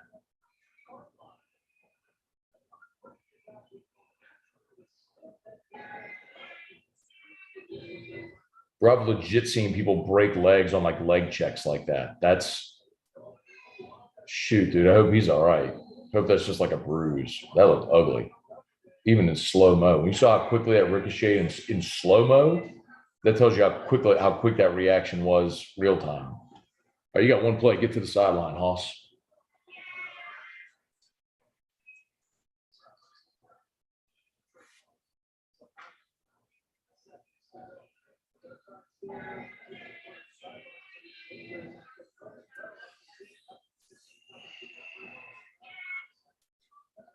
You had enough time on that play to throw it over the middle.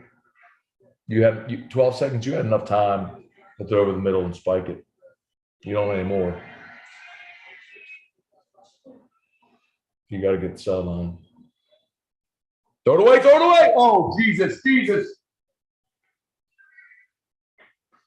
He didn't catch it. He bobbled it. He bobbled it. He bobbled it. He bobbled it. Damn it, he was close too.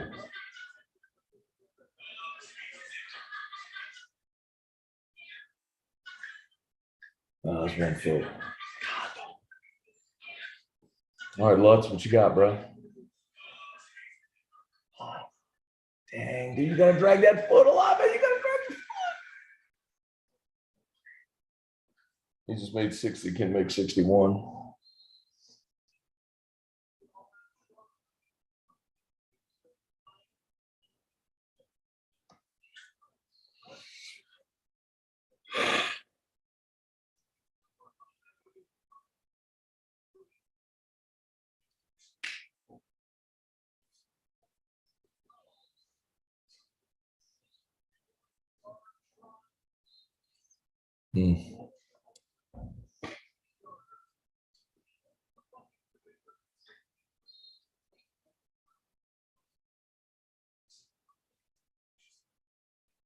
Come on, Will.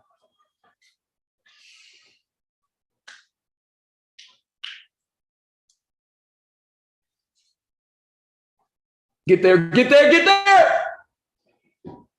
Short.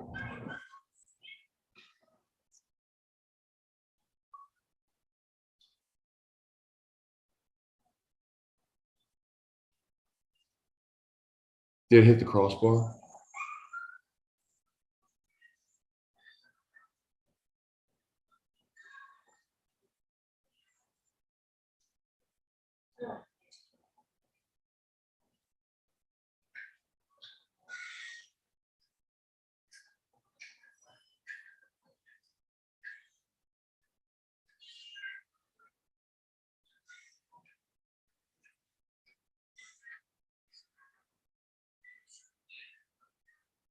Oh.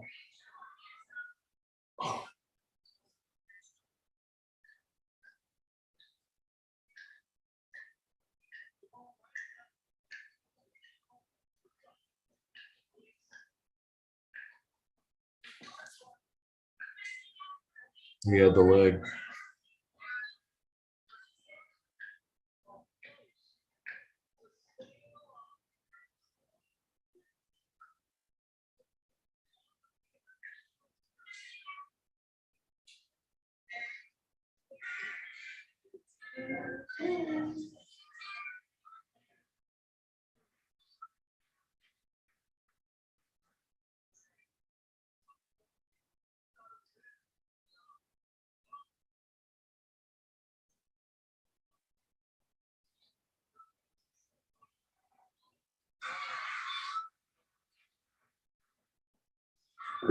So does this turn into a post-game show now?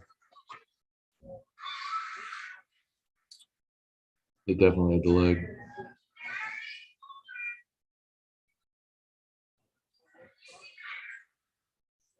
Brutal. Brutal.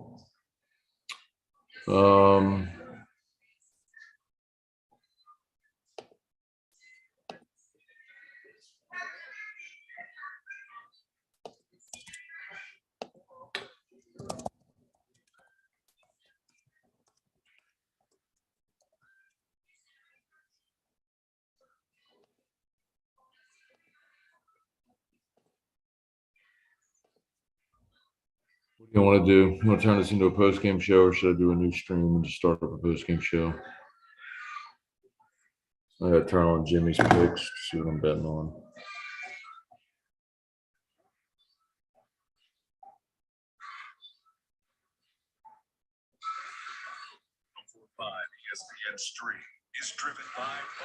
That's brutal, y'all. 1 and 3. I mean, there's a couple of realities here.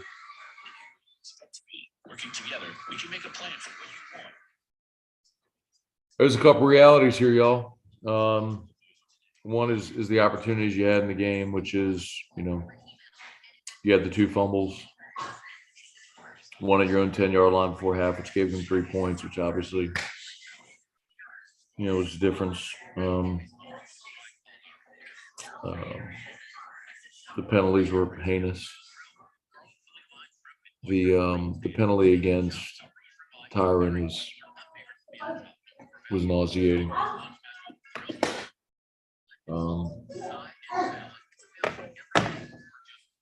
You end up penalized 10 times for 102 yards.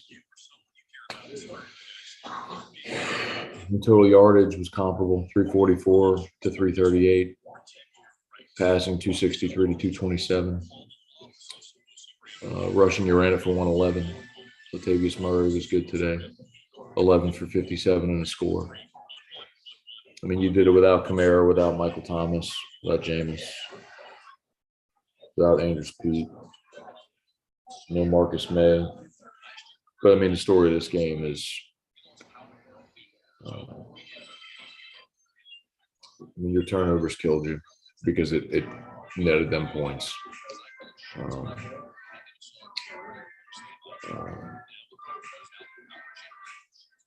The penalties,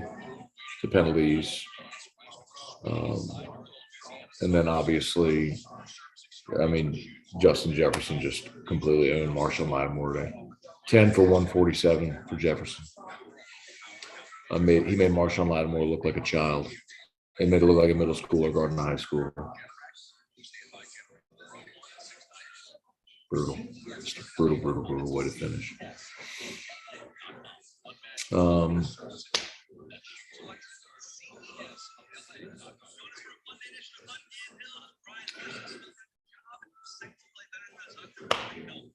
Y'all wanna listen to Jimmy's picks with me? If y'all are sports betting today, I would highly recommend listening to what Jimmy's about to give out. I need a pen.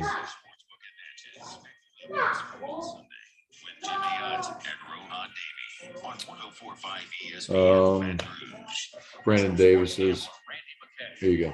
Yeah, and that's the main reason I like Houston. We've seen a very competitive team here. Even though they're a little shorthanded, they don't quite have the manpower that other teams have. They can run the ball pretty well. Lovey's going to conserve the ball, run the clock down. You've seen a pretty improved defense too with Houston in their games up.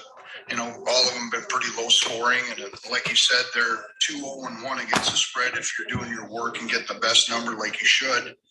And I really like the way they're running the ball with this new kid, Pierce. Yeah. He's working really good at running back. So, and Cooks is still a decent wide receiver for a weapon for them. So You want to listen to this? And they got that tight end Howard. He's had a few touchdowns. So they've done pretty well there. And I'm mostly betting against a short-handed Charger team. Not only is Herbert banged up, but we're seeing Joey Bosa Houston. probably won't play. Slater's down on the offensive line and Slater probably the center. So when teams start losing big time, people like that, especially on cluster injuries. Sucky way to lose, yeah. That's when I got to look to take points here, especially on the road. Yeah. They did lose to them last year here in this spot. So Shut up. We got the pick. Houston Go team to the has next one. familiarity with We get it, the Houston. Go to the Chargers. next one. And the Chargers do Charger things. They make, I get it. they make some Go to the bonehead next one. mistakes. Staley so far, he doesn't know if he wants to go for it or kick field goals. And also Keenan Allen might not play again either. So, you got so many issues for the Chargers here that I'm almost obligated here to take Houston plus the points. And All right, you're taking Houston next. Up like he did last week against Brotherly the Bears. gaming. I want to punch my TV so bad. He's all right. Wes Reynolds from Decent. Carson Wentz was pressured a lot. He wasn't very good, but they were after him all day long. And we know the Cowboys, led by Micah Parsons and D-Law, this is a fierce pass rush. However, when you look at this, I just think it's kind of buying on the low with the team and selling a little bit high because Dallas, look, to their credit, and Cooper Rush has been very solid, hasn't turned the ball over, taking what the defense gives them. And I think he's done a very good job, so I don't want to discredit him. But when you get a narrative kind of in the market, Jimmy, and when you hear it on national media outlets or see it on the Twitter machine where it's like, hey, they're not too bad with Cooper Rush, and Dak is the however many $100 million man here. Are they better with, that's kind of the hot take question, right? Are they better with Cooper Rush than they are with Dak Prescott? Well, the answer to that is absolutely no.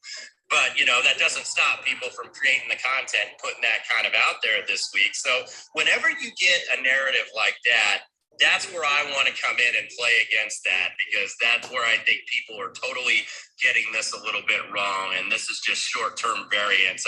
Washington, the defense has not been as good against the pass. It certainly has been. Who's the guy talking? So this is at the end of Jimmy Ott's Sunday show.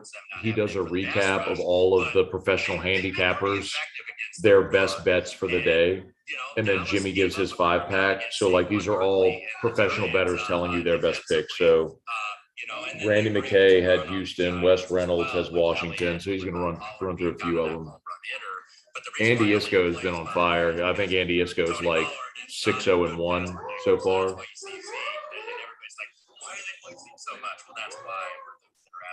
My friend Cooper Rush, yeah. I look at this and I think this is a plug your nose play on the Washington Commanders. Hey, tell me, do y'all want to hear this or should I just shut this down? Just comment real quick. Do you want to hear these picks or no?